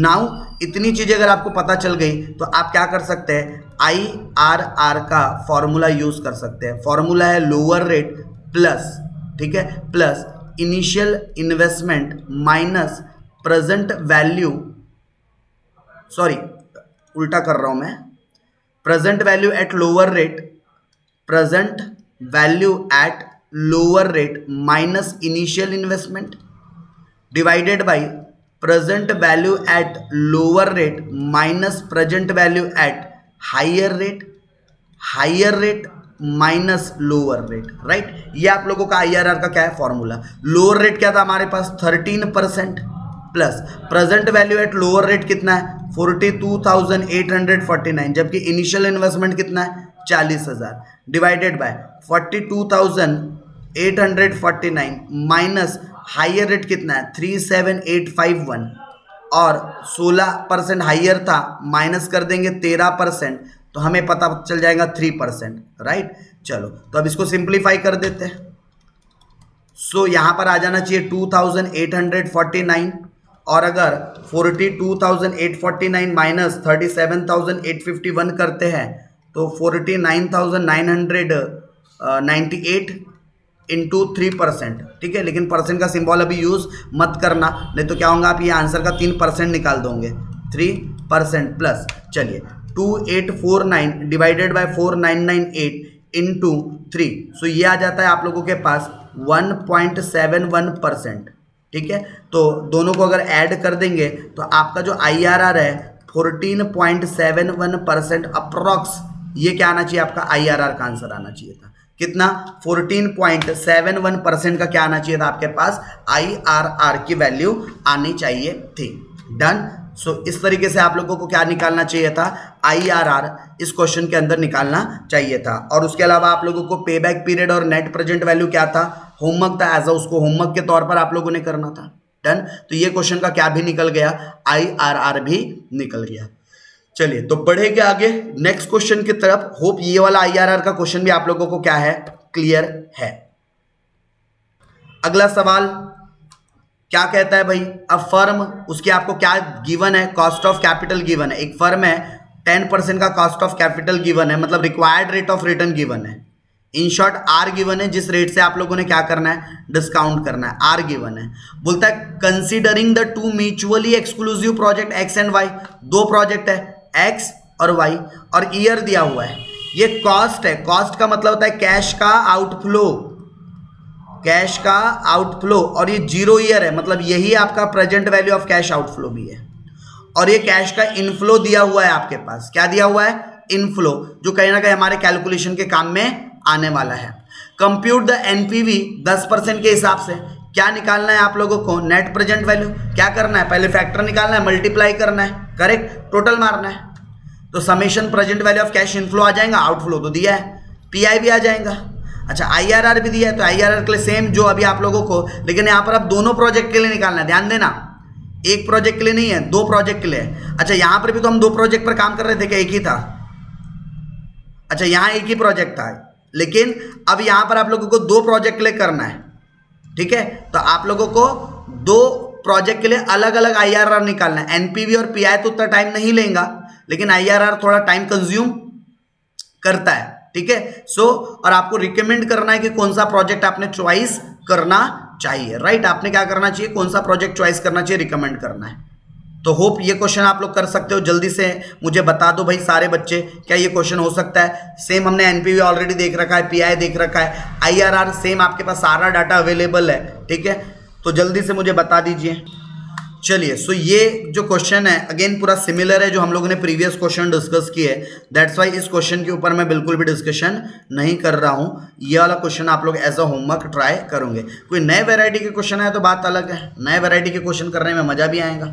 चलो BML एक और क्वेश्चन देखते हैं। अगेन BML लिमिटेड कंपनी का आपको कुछ दिया हुआ है प्रपोजल, दो प्रपोजल दिए हुए हैं, प्रपोजल A और proposal B। There are two proposal और आप लोगों को क्या गिवन है क्वेश्चन के अंदर, आप लोगों को क्वेश्चन के अंदर इनिशियल या फिर इन्वेस्टमेंट कॉस्ट दी हुई है। मतलब कि ये आपके लिए क्या है, कैश का आउटफ्लो। ये क्या दे दिया, कैश का आउटफ्लो दे दिया। हाँ जी सर, बिल्कुल कैश का आउटफ्लो दे दिया। फिर है एस्टिमेटेड इनकम, आपको ईयर 1, ईयर 2, ईयर 3 3 साल की एस्टिमेटेड इनकम दी जा रही है। करेक्ट। अब बोलता है suggest the most attractive proposal on the basis of discounted pay back period. यानी आप लोगों को डिस्काउंटेड पे बैक पीरियड निकालना है, उस बेसिस पर बताना है आप लोगों ने कि कौन सी कंपनी ज़्यादा बेटर है। ठीक है, हम लोग ने पहला एग्जाम्पल किया था सेम। और NPV मेथड मतलब नेट प्रेजेंट वैल्यू निकालना है। ठीक है, कंसीडरिंग द डिस्काउंटिंग रेट 12% और जो डिस्काउंट रेट रहेगा वो 12% के हिसाब से रहेगा। तो एक टेबल बनाऊंगे जिसके अंदर ये दोनों बातें निकल जाएंगी। And also find out the IRR of the two proposals PVIF 12% और कितने साल के लिए 0, 1, 2, 3 के लिए आप लोगों को PVIF का फैक्टर भी निकाल कर दे दिया है और प्रेजेंट वैल्यू 17% भी दे। लो जी लो, क्या बात है। ये रही आपकी थाली। ठीक है, ये रही आपकी थाली और थाली में सीधा सीधा उसने परसेंटेज परोस के दे दिया। यानी कि आपको जो IRR निकालना है, एक 12% से डिस्काउंट करना है, एक 17, एक हायर रेट भी दे दिया, लोअर रेट भी दे दिया ना। आपको PVF जो हम प्रेजेंट वैल्यू फैक्टर निकालते हैं, टेबल चेक करते हैं, कुछ करने की जरूरत ही नहीं है। आपको एक हायर परसेंटेज दे दिया, लोअर परसेंटेज दे दिया, बस। अब चलो दोनों प्रोजेक्ट के लिए सॉल्यूशन करने के लिए। करेक्ट। तो होप ये वाला भी क्वेश्चन आप लोगों को सॉल्व हो जाना चाहिए, क्योंकि इसके अंदर भी अगेन सिमिलर बातें बोला है जो कि अभी तक हम डिस्कस करते हुए आ रहे हैं। सो क्वेश्चन हम लोग इसको भी आप लोगों को क्या दे रहे हैं, एज अ होमवर्क। क्योंकि देखो कोई मतलब नहीं है एक ही टाइप के मैं क्वेश्चंस बार बार आप लोगों को करवाऊं, तो ये रिपीटेटिव क्वेश्चंस। अगर आप लोगों ने फर्स्ट सेकंड जो क्वेश्चंस करवाया हूं, अगर उस पर पूरा ध्यान दिया, फोकस किया है, तो ये सारे क्वेश्चन सेम रेंज के हैं, तो आप लोगों ने सारे क्वेश्चंस कर लेने चाहिए। चलिए अगला सवाल फिर से आपके स्क्रीन पर एक बार क्या बोलता है, company is considering an investment proposal to install the new machine. ठीक है भाई, नई मशीन लाना है, उन्होंने क्या करना है, नई मशीन लाना है। द प्रोजेक्ट विल कॉस्ट ₹50,000 और प्रोजेक्ट की कॉस्ट कितनी है, 50,000 और प्रोजेक्ट की लाइफ कितनी है, 5 साल और देयर इज नो सॉल्वेज बोलता है। तो ये क्या निकालने के काम आ जाता है। जब भी ऐसी इन्फॉर्मेशन होना, तुरंत आपके दिमाग में होना चाहिए कि भाई ये इन्फॉर्मेशन इसलिए तो नहीं दिया ताकि डिप्रिशिएशन निकला जा सके। क्योंकि डिप्रिशिएशन कैसे निकलता है, cost minus salvage value divided by estimated life. तो कॉस्ट है 50,000, सॉल्वेज है 0, एस्टिमेटेड लाइफ है 5। तो एक साल का जो डेप्रिशिएशन है बाय SLM मेथड 10,000 रुपीज आ सकता है। बट आगे पढ़ते हैं डेप्रिशिएशन को लेकर कुछ कहानी दी है या नहीं दी है। आगे बोला है द कंपनी का टैक्स रेट है 55%। ठीक है, और the firm use SLM straight line method का यूज करती है, बोलते हैं, जो कि हमने निकाला भी है 10% का डेप्रिशिएशन। और बोलता है the estimated profit before tax. ठीक है, ये प्रॉफिट कैसा है आप लोगों का, प्रॉफिट बिफोर टैक्स है।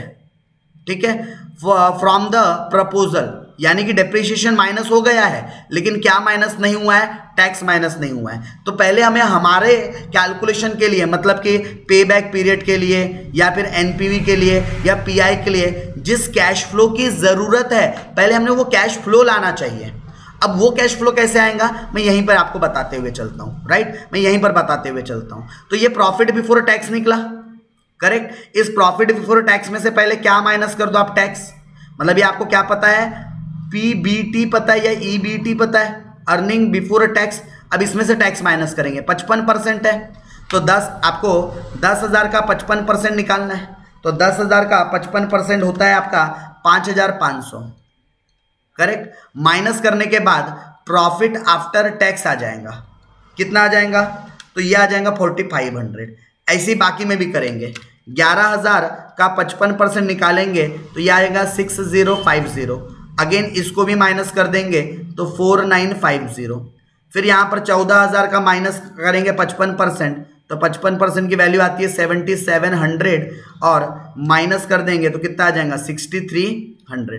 फिर उसके बाद 15,000 इंटू 55%, तो यह आता है 8,250। तो माइनस करने के बाद बचता है 67450, सॉरी 6745 नहीं है, 6750 है, 50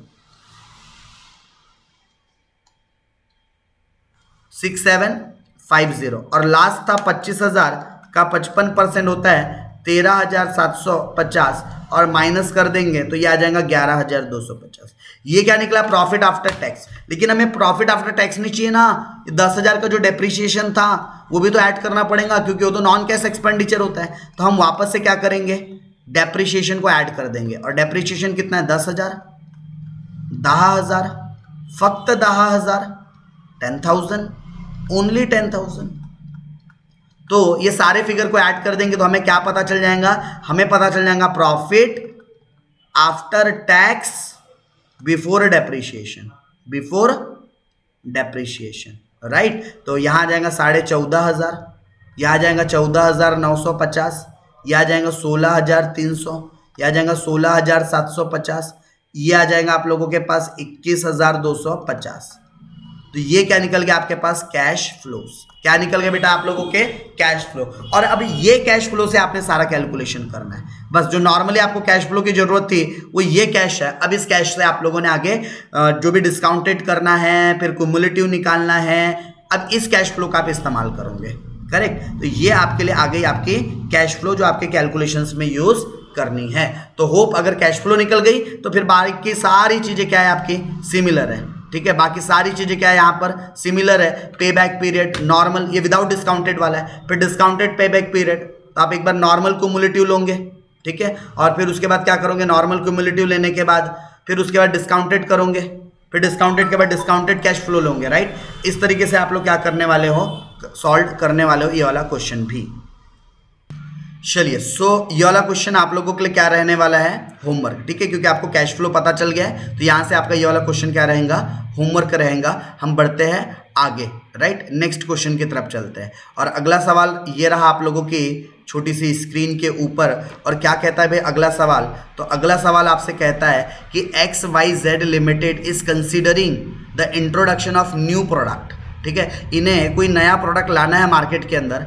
it is estimated that the profit before depreciation, और आप लोगों को क्या दिया हुआ है? प्रॉफिट तो दिया है बट बिफोर डेप्रिसिएशन है 1,20,000 each year for the first 4 years and ₹60,000 each for the remaining period. मतलब टोटल लाइफ कितनी है देखना पड़ेगा। शुरुआत के 4 साल में, फर्स्ट 4 years में 1,20,000, 1,20,000, 1,20,000 का कैश फ्लो जनरेट हो रहा है। 1,20,000, 1,20,000, 1,20,000। तो स्टार्टिंग के 4 साल में इतना कैश जनरेट हो रहा है। फिर रिमेनिंग पीरियड में 60,000, बट हमें रिमेनिंग पीरियड समझना होगा कि टोटल प्रोजेक्ट कितने साल का था। आगे लिखा है an advertisement cost of ₹20,000 is expected to be incurred in the first year only.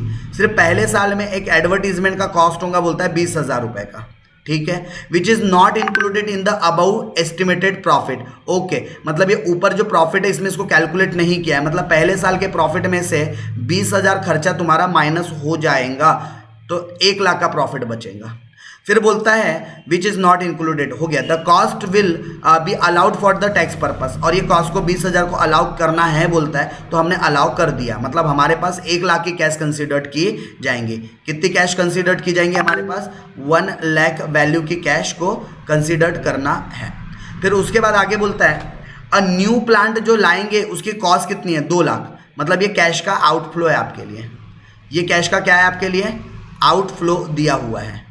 फिर बोलता है production of the new product, the salvage value of the plant after it's life.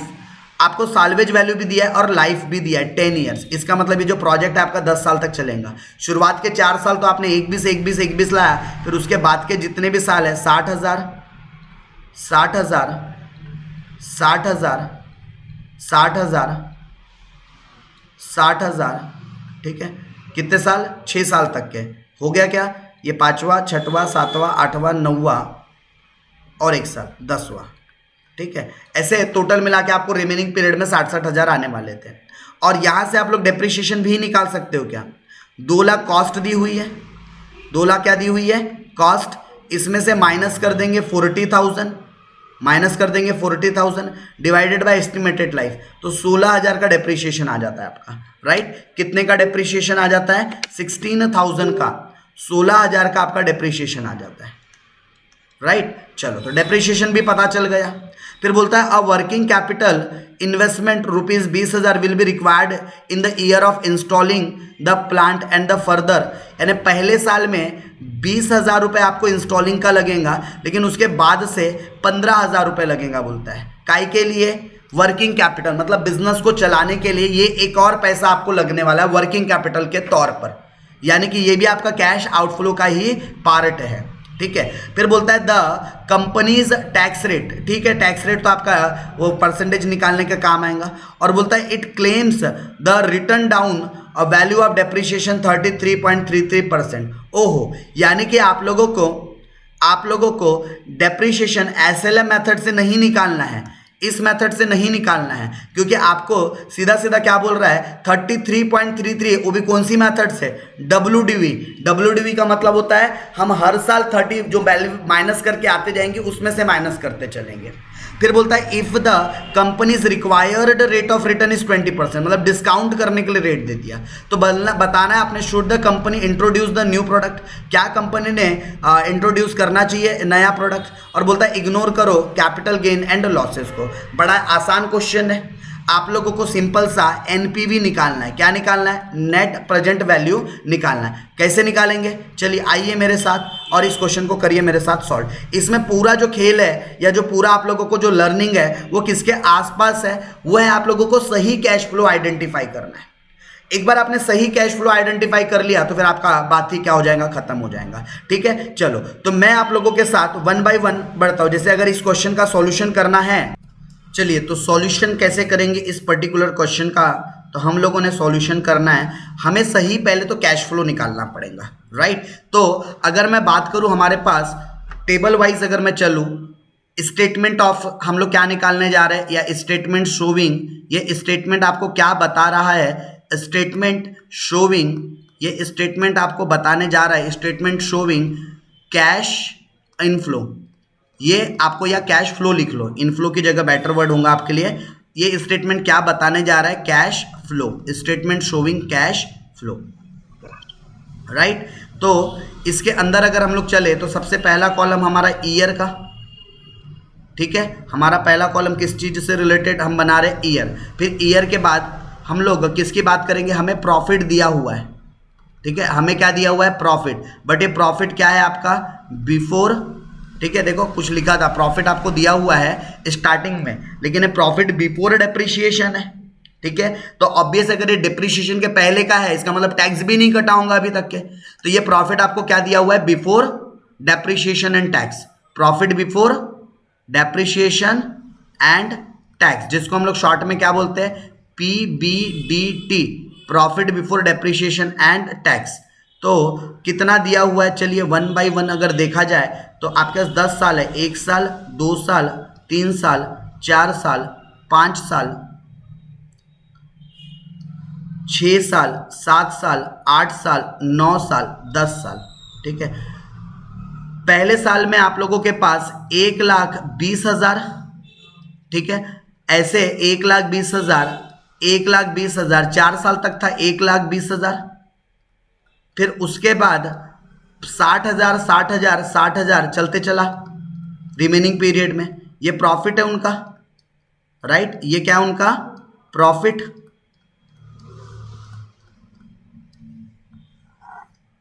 चलिए, सो 10-10 करके हमने क्या किया, 10 साल तक के कैश इनफ्लो बिफोर डेप्रिसिएशन लिया।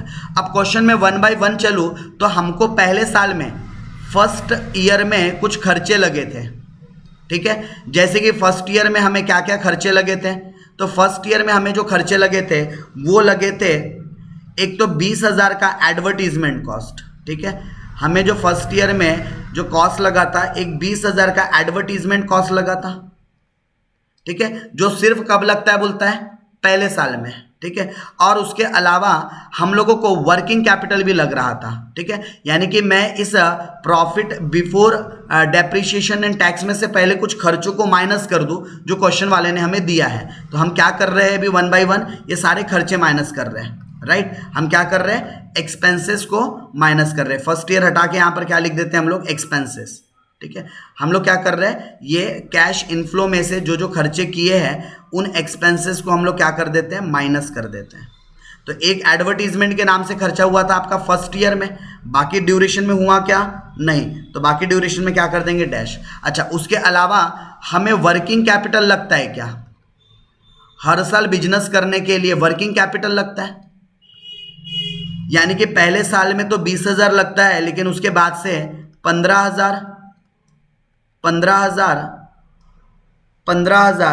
ठीक है। ये वर्किंग कैपिटल है आपका। अब देखो आपके पास दो रास्ते हैं, या तो इस वर्किंग कैपिटल को यहां से माइनस कर दो या तो आउटफ्लो में ऐड कर दो, क्योंकि आउटफ्लो का पार्ट है, राइट। किसका पार्ट है, आउटफ्लो का। तो हम क्या करते हैं, इसको आउटफ्लो में ले लेते हैं, क्योंकि वर्किंग कैपिटल पर हमें बेनिफिट टैक्स का नहीं मिलता। तो इसको कहां कंसीडर कर लेंगे हम लोग, आउटफ्लो में। तो अभी तक एक एडवर्टीजमेंट खर्चे के बारे में जानकारी दिया था, तो हमने उसके बारे में लिख लिया। किसके बारे में, एडवर्टीजमेंट। इसके अलावा हमें डेप्रिसिएशन एक और खर्चे के बारे में पता है, ठीक है। डेप्रिसिएशन का भी परसेंटेज दिया हुआ है। अगर मैं स्टार्टिंग से एक बार क्वेश्चन फर्दर गो थ्रू करवाऊँ आप लोगों को, तो प्रॉफिट बिफोर डेप्रिसिएशन दिया था, हमने ले लिया 4 साल के लिए, और फिर 60,000 रुपये रिमेनिंग पीरियड वो भी ले लिया। एडवर्टीजमेंट कॉस्ट बोल रहा था एक्सपेक्टेड है फर्स्ट ईयर में, हमने वो भी ले लिया। फिर which is not included in the above estimated profit, तो ठीक है, उसको माइनस भी कर देंगे। और फिर उसके बाद ये कैश का आउटफ्लो है, ये इनिशियल है, सिर्फ फर्स्ट ईयर में जाएगा। फिर उसके बाद आपको नए प्रोडक्शन करने के लिए बोलता है, ये टोटल 10 साल इसकी वैल्यू थी और ये साल्वेज वैल्यू है। तो याद रखना, जो साल्वेज वैल्यू 40,000 है वो लास्ट ईयर में ऐड भी होने वाला है, क्योंकि उतना पैसा आखिरी साल में आ जाएगा। वर्किंग कैपिटल इन्वेस्टमेंट 20,000 रुपये हमें लगता है, मतलब एवरी ईयर हमें 20,000 का इन्वेस्टमेंट करना पड़ता है। Will be required in the year of installing the plant, मतलब पहले साल में, and further 15,000 in the following year, और दूसरे साल से 15,000 जाएगा। अब कंपनी का कॉर्पोरेट टैक्स रेट दे रखा है आपको, और आप लोगों को क्या दे रखा है, रिटर्न डाउन डेप्रिसिएशन। तो हमें एडवर्टीजमेंट की कॉस्ट माइनस करना है और डेप्रिसिएशन माइनस करना है। तो चलिए अब हम यहाँ पर अगला कॉलम किसके लिए बना लेते हैं, डेप्रिसिएशन, ठीक है, एट द रेट 33.33%, वो भी WDV मेथड से। तो WDV मतलब जो कॉस्ट है उसका 33.33% निकालना है। तो चलिए 2 लाख की कॉस्ट थी क्या, और उसका 33.33% कितना होता है, तो उसका 33.33 होता है 66,667। फिर माइनस करेंगे तो वैल्यू कितनी बचेंगी असेट्स की, 1,33,333। तो फिर उसका 33.33% निकालेंगे, ठीक है। पहले 2 लाख का निकाला, ठीक है। तो 2 लाख का अगर हम लोगों ने 33.33% अगर निकाला तो 66,667 आ गया, राइट। चलिए माइनस किया तो इतना आ गया था 1,33,000 में डायरेक्टली कैलकुलेट करते हुए चल रहा हूँ और यहाँ से डेप्रिसिएशन के फिगर लिखते हुए चल रहा हूँ। फिर उसके बाद फिर से हमने 1,33,333 का 33.33% निकाला, तो ये आया 44,444, ठीक है। फिर माइनस करेंगे तो 88,888.88 आएगा। फिर से 33.33% निकाला तो ये आ जाएगा आपका 29,630। फिर माइनस किया तो फिर 59,259 बचा।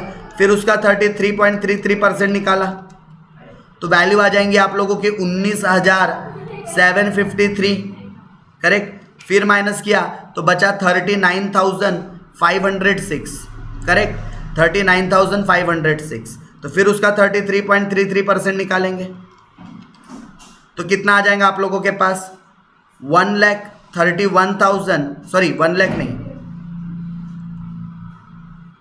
13,168। एक मिनट, ये सही वैल्यू है या नहीं डेप्रिसिएशन की मैं एक बार चेक कर लूँ। 2 लाख में से पहले 33.33% माइनस किया, फिर जो वैल्यू बची माइनस करते हुए चलना है आपको लगातार 33.33।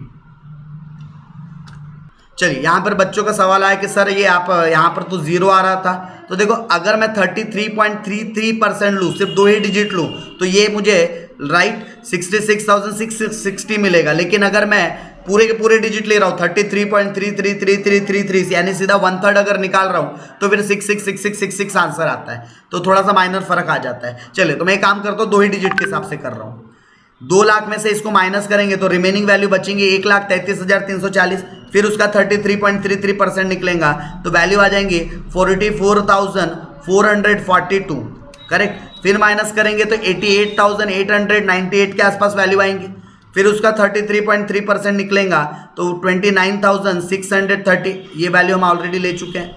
फिर इसको भी माइनस करेंगे तो बचेगा 59,268, उसका फिर 33.33% लेंगे तो 19,754 या 53, ठीक है। फिर उसके बाद इसको भी माइनस करने के बाद 39,514, फिर इसका भी 33.33% लेंगे तो 13,170, 170 के आसपास वैल्यू आती है। फिर इसको भी माइनस करेंगे तो 26,344 आएगा, फिर उसका 33.33%, तो ये आ जाएगा 8,780 रुपीज़, ठीक है। फिर इसको माइनस करेंगे तो आ जाएगा 17,563, फिर इसका 33.33% निकालेंगे तो ये आ जाएगा आप लोगों का 854 रुपीज़। फिर इसको माइनस कर देंगे तो 11,710 रुपये आता है, फिर उसका 33.33% निकल जाएगा तो आ जाएगा आप लोगों के पास 3,903 रुपीज़। फिर माइनस करेंगे, फिर जो बचेगा उसका फिर तो 10 साल तक सेम प्रोसेस रिपीट करनी है, ठीक है।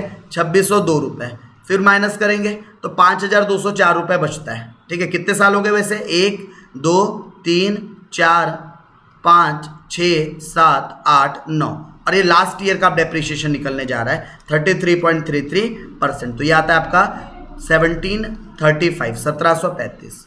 ये क्या पता चल गया हम लोगों को? डेप्रिसिएशन, क्योंकि WDV मेथड से बोला था इसलिए, अगर WDV नहीं होता तो हम सीधा SLM से जो 16,000 बता रहा था आप लोगों को हम ये ले लेते हैं, राइट। क्या ले लेते हैं हम? 16,000 ले लेते हैं, लेकिन यहाँ बोला है and it claim return down value depreciation 33.33%, correct. चलो तो अब आप लोगों के पास क्या आ जाएगा? Profit before depreciation and tax में से अगर आप इन दोनों खर्चों को माइनस कर दोगे तो आपको क्या पता चल जाएगा? Profit before tax. क्या पता चल जाएगा? Profit before tax. तो करेंगे 1,20,000 में से माइनस, 1,20,000 में से 20,000 माइनस और 66,660, तो आपके पास यहाँ पर जो प्रॉफिट बिफोर टैक्स है वो बचता है 33,340 रुपये का। फिर दूसरा 1,20,000 में से माइनस करेंगे 44, ठीक है 7, तो यहाँ पर बचना चाहिए 75,553। फिर माइनस करेंगे 1,20,000 में से 29,630, तो बचेगा 90,370। फिर 1,20,000 में से माइनस करेंगे 19,753, तो आपके पास बचेगा 1,02,47। फिर 60,000 से माइनस करेंगे 13,170, तो कितना आ जाएगा आपके पास? 46,830, राइट, 46,830। फिर उसके बाद फिर 60,000 से माइनस करेंगे 60,000 माइनस 8,780, तो 51,220। फिर उसके बाद फर्दर 60,000 से 5,854 को माइनस करेंगे तो 54,146। फिर 60,000 से माइनस करेंगे 3,903 को तो 56,097। फिर उसके बाद फिर 60,000 से माइनस करेंगे 2,620, तो आना चाहिए 57,398। और लास्ट 60,000 से माइनस कर देंगे 1735, तो 58,265 होना चाहिए। एक बार चेक भी कर लेते हैं 10 साल का बराबर निकला या नहीं। पहला साल, दूसरा साल, तीसरा, चौथा, पांचवा, छठवां, सातवां, आठवां, नौवां एंड 10वां, ठीक है। अब प्रॉफिट बिफोर टैक्स में से क्या भी माइनस कर देंगे? टैक्स। और टैक्स के लिए देखो परसेंटेज दिया हुआ है, कितना परसेंटेज दिया हुआ है? परसेंटेज दिया हुआ था हमारे पास 50%, ठीक है। तो मैं सीधा एक काम करता हूँ 50% लेस करके ना, यहाँ टैक्स की वैल्यू शो नहीं कर रहा हूँ, मैं सीधा क्या कर देता हूँ प्रॉफिट आफ्टर टैक्स निकाल देता हूँ। सीधा 50% माइनस करने के बाद जो वैल्यू बचेंगी वही आएगा। तो सीधा हम लोग क्या कर लेते हैं, प्रॉफिट आफ्टर टैक्स निकाल देते हैं। अगर 50% टैक्स कट जाएगा तो 50% ही वैल्यू बचेंगी ना।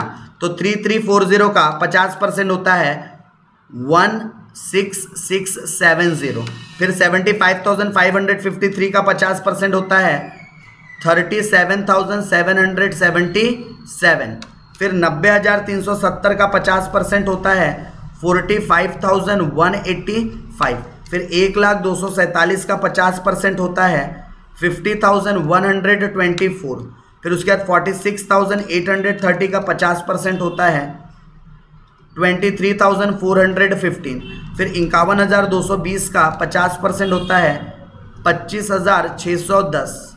और फिर उसके बाद 54,146 का 50% होता है 27,073। और फिर 56,097 का 50% होता है 28049। और फिर उसके बाद 57,398 का 50% होता है 28699। और लास्ट आप लोगों के पास 58,265 का 50% होता है 29,133। करेक्ट। ये क्या निकल गया? Profit after tax. अब इसमें वापस दोबारा पुनः क्या ऐड करना पड़ेगा? डेप्रिसिएशन।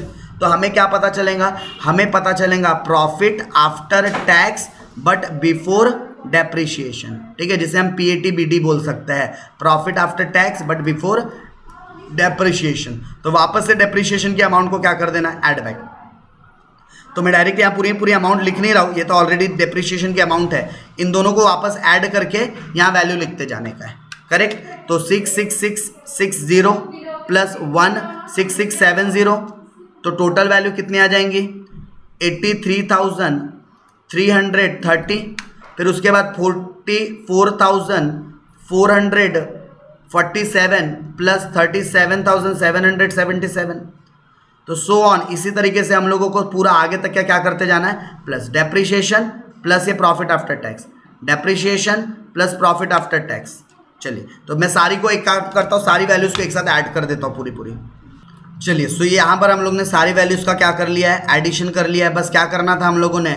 ये वैल्यूज को बस ऐड करते जाना था, डेप्रिसिएशन की वैल्यू को, राइट। कौन सी वैल्यू को? Depreciation plus profit after tax. तो ये सारी वैल्यू को आखिरी तक के हम लोगों ने क्या किया? ऐड करते हुए चला। तो हमें क्या पता चल गया? Profit after tax but before depreciation. Correct. और यही कैश फ्लो के बेसिस पर अब हम लोग ने आगे सॉल्यूशन करना चाहिए। यानी कि आपको क्या पता चल गया? अब आपको आपके सॉल्यूशन के लिए कैश इनफ्लो मिल चुका है। क्या मिल चुका है आप लोगों को? आपका कैश इनफ्लो मिल चुका है। आप लोगों ने इस कैश इनफ्लो को कंसिडर्ड करना है। अच्छा, लेकिन ध्यान देना, जो लास्ट ईयर आपका 10वां साल, 10वां, ठीक है, और 10वें साल में आप लोगों को 40,000 रुपये और प्लस करने। सर किस बात के? बेटा सॉल्वेज के। किसके? साल्वेज के। ठीक है। और 10वें साल से, क्योंकि वहाँ पे प्रोजेक्ट खत्म हो रहा है, तो आपको वर्किंग कैपिटल भी नहीं लगेगा, तो वर्किंग कैपिटल के भी 15,000 और ऐड करने हैं। मतलब जो आपका 10वां साल रहेगा उसमें 30,868 तो आएगा ही आएगा, प्लस 40,000 प्लस 15,000, मतलब जो 10वां साल है वहाँ पे टोटल कैश इनफ्लो आपने 85,868 कंसिडर्ड करनी है। सर उसके पहले वाले ईयर में आपने कुछ भी नहीं, लेकिन 10वें साल में आप लोगों ने 40 और 15,000 एक्स्ट्रा लेने चाहिए। तो ये क्या निकल गया? Cash inflow. और इसी तरीके से हम क्या भी निकाल देते हैं? Cash outflow. ये इनफ्लो निकल गया। अब सेम कैश आउटफ्लो की बात करते हैं। ठीक है। तो आपके पास देखो, अगर मैं किसकी बात करूं? कैश आउटफ्लो की अगर बात करूं, किसकी? Cash outflow. तो आप इसको सॉल्व कैसे करोगे? इनफ्लो तो आ गया है आपके पास, डिस्काउंट रेट आ जाएगा। ठीक है। मैं पहले कैश आउटफ्लो भी निकाल देता हूं। कितने ईयर से हमारे पास? 10 साल। 1 2 3 4 5 6 7 8 9 10। तो हमारे अगर कैश आउटफ्लो की बात करूं तो हमारे पास पहले एक तो कैपिटल इन्वेस्टमेंट होने वाला था, असेट्स खरीद के लाने वाले थे हम पहले साल में 2 लाख रुपए का। करेक्ट। फिर उसके बाद हम दोबारा असेट्स खरीद के लाने वाले नहीं थे। और दूसरा हमें वर्किंग कैपिटल लगेगा, पहले साल में 20,000 और हर साल में 15,000, हर साल में 15,000। तो ये हमारा क्या निकल रहा है? कैश आउटफ्लो निकल रहा है।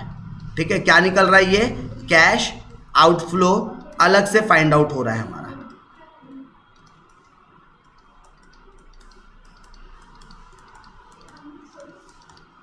तो अगर टोटल कर दूं तो यहाँ 2,20,000 का आउटफ्लो है और बाकी सारे ईयर्स में यहाँ पर 15,000 एंड 15,000 एंड 15,000 का यहाँ पर कंटिन्यूसली कैश आउटफ्लो मिलेगा। अब आपके पास कैश का इनफ्लो भी है, कैश का आउटफ्लो भी है। अब हम निकाल सकते हैं हमारा कि डिसीजन लेने के लिए कि कौन सा हमने ये प्रोजेक्ट को एक्सेप्ट करना चाहिए या नहीं करना चाहिए। तो हम अब स्टेटमेंट बनाएंगे, statement showing net present value. ठीक है, तो इसमें सबसे पहला ईयर का कॉलम, दूसरा कैश इनफ्लो का कॉलम, ठीक है, फिर प्रेजेंट वैल्यू इंटरेस्ट फैक्टर का कॉलम जो कि हमें 10% के हिसाब से करना है, फिर निकल जाएगा present value of cash inflow. इसी तरीके से आप लोगों ने, आपके पास कैश का आउटफ्लो भी पता है आपको हर साल का, तो कैश का आउटफ्लो भी निकाल लेंगे और फिर प्रेजेंट वैल्यू, क्योंकि आपके पास तो फैक्टर तो ऑलरेडी निकला हुआ है, तो present value of cash outflow भी आपके पास आ जाएगा। तो फिर बाद में इनफ्लो और आउटफ्लो की टोटल करेंगे और वहाँ से क्या निकल जाएगा आपका, वहाँ से निकल जाएगा आपका NPV, राइट। क्या निकल जाएगा फिर आप लोगों का NPV। चलिए सो 1 बाय 1 करें। 10 साल थे हमारे पास, 1 2 3 4 5 6 7 8 9 10, ठीक है। और 10 साल के लिए कैश इनफ्लो, चलो मैं पहले आउटफ्लो लिख लेता हूँ क्योंकि मुझे आउटफ्लो के फिगर याद है। पहले साल में कितना जाना था आउटफ्लो, पहले साल में आउटफ्लो जाना था 2,20,000 का। फिर उसके बाद से मतलब सेकेंड ईयर से जो हमारे पास से आउटफ्लो जाएगा वो है 15,000 रुपये का, 15,000, ठीक है। ये सेकेंड ईयर में गया। थर्ड ईयर में की भी अगर बात करूँ तो 15,000, ठीक है। थर्ड ईयर में भी 15,000, फिर फोर्थ ईयर में भी 15,000, फिर फिफ्थ ईयर में भी 15,000, ठीक है। सिक्स्थ ईयर में भी 15,000, फिर सेवेंथ ईयर में भी, सेवेंथ ईयर, फिर एट्थ ईयर में भी, ठीक है। फिर एट्थ ईयर के बाद नाइन्थ और 10th ईयर में भी, तो ये 9th ईयर में भी और उसके बाद यहाँ पर 10th ईयर में भी। तो ये 10 साल का हमारे पास क्या है ओवरऑल डेटा, राइट। चलो तो हमारे पास एवरी ईयर के लिए हम लोग क्या कर लेते हैं, एवरी ईयर के लिए कैश आउटफ्लो 15,000 15,000 15,000 ले लेते हैं। सो हमारे पास ये जो कैश इनफ्लो थी जो हम लोगों ने निकाला था present value of profit after tax but before depreciation, तो ये सारे वैल्यूज़ को हम क्या कर लेंगे यहाँ पर 1 बाय 1 10 साल में ले लेंगे, ठीक है। तो यहाँ से आपका शुरुआत हो रहा है, तो 1 बाय 1 पहले साल में 80, ये हमने ऑलरेडी कैलकुलेट कर चुका है, 83,330। फिर उसके बाद 82,224 था या 9 था, एक बार आप लोग अमाउंट चेक कर लीजिएगा जो निकला था। फिर उसके बाद 74,815, फिर उसके बाद 69,877, फिर 36,585, फिर उसके बाद 34,390, फिर उसके बाद 32,933, फिर उसके बाद 31,952, फिर उसके बाद 31,500 समथिंग था, ठीक है। एक बार चेक कर लिया जाए वो समथिंग क्या था, सॉरी 301 था, ठीक है। 31,301 और उसके अलावा लास्ट था आपके पास जिसकी हमने पूरी टोटल मारा था 30,868 प्लस 40,000 प्लस 15,000, तो कुल मिलाकर 85,868 आएगा। और ये प्रेजेंट वैल्यू इंटरेस्ट फैक्टर आप लोगों ने क्या रेट से निकालना है, तो देखिए आप लोगों को क्वेश्चन के अंदर रेट भी बताया गया है कि किस रेट से आप लोगों ने डिस्काउंटिंग फैक्टर यूज़ करना है। और सीधा रेट क्या, सीधा सीधा आपको वैल्यूज़ ही निकाल कर दे दिया है। अच्छा नहीं दिया है, आपको 20% लेना है, तो ठीक है 20% से हम क्या कर लेंगे, डिस्काउंटिंग फैक्टर निकाल देंगे, ठीक है। एंड होप कि यहाँ से फिर अब आप लोगों ने आगे का क्वेश्चन है वो बहुत स्मूथली और बहुत इजीली क्या कर लेना चाहिए, सॉल्व कर लेना चाहिए, राइट। तो आप लोगों को यहाँ पर क्या करना है, 20% के हिसाब से डिस्काउंटिंग रेट फैक्टर निकालना है, जो कि आपका कितना आ जाता है 1 डिवाइडेड बाय 1.20, सो 0.833। फिर उसके बाद आ जाएगा 0.694, फिर आ जाएगा 0.579, फिर आपके पास आ जाना चाहिए 0.482, फिर उसके बाद आ जाना चाहिए 0.402, फिर आ जाना चाहिए 0.335, फिर आ जाना चाहिए 0.279, फिर आ जाना चाहिए 0.233, फिर आ जाना चाहिए 0.194 और लास्ट आ जाना चाहिए आपके पास 0.162। अब क्या करोगे, इस कैश इनफ्लो को, ठीक है, इस कैश इनफ्लो को पीवीएफ से मल्टीप्लाई करोगे, करेक्ट, इसको इससे क्या करोगे, मल्टीप्लाइड करोगे, तो आपको प्रेजेंट वैल्यू मिल जाएंगी। इसकी टोटल मारना, इसकी टोटल को नाम देंगे present value of cash inflow, और उसी तरीके से सेम ये जो फैक्टर आया है, फैक्टर को इस आउटफ्लो के साथ मल्टीप्लाई करना, तो इसका भी आउटफ्लो का भी प्रेजेंट वैल्यू आ जाएगा, राइट। और जब आपके पास summation present value of cash outflow आ जाएगा, ठीक है, ये प्रेजेंट वैल्यू ऑफ क्या है, कैश इनफ्लो है, वैसे present value of cash outflow आएगा, तो आप फिर क्या निकाल सकते हो, एनपीवी।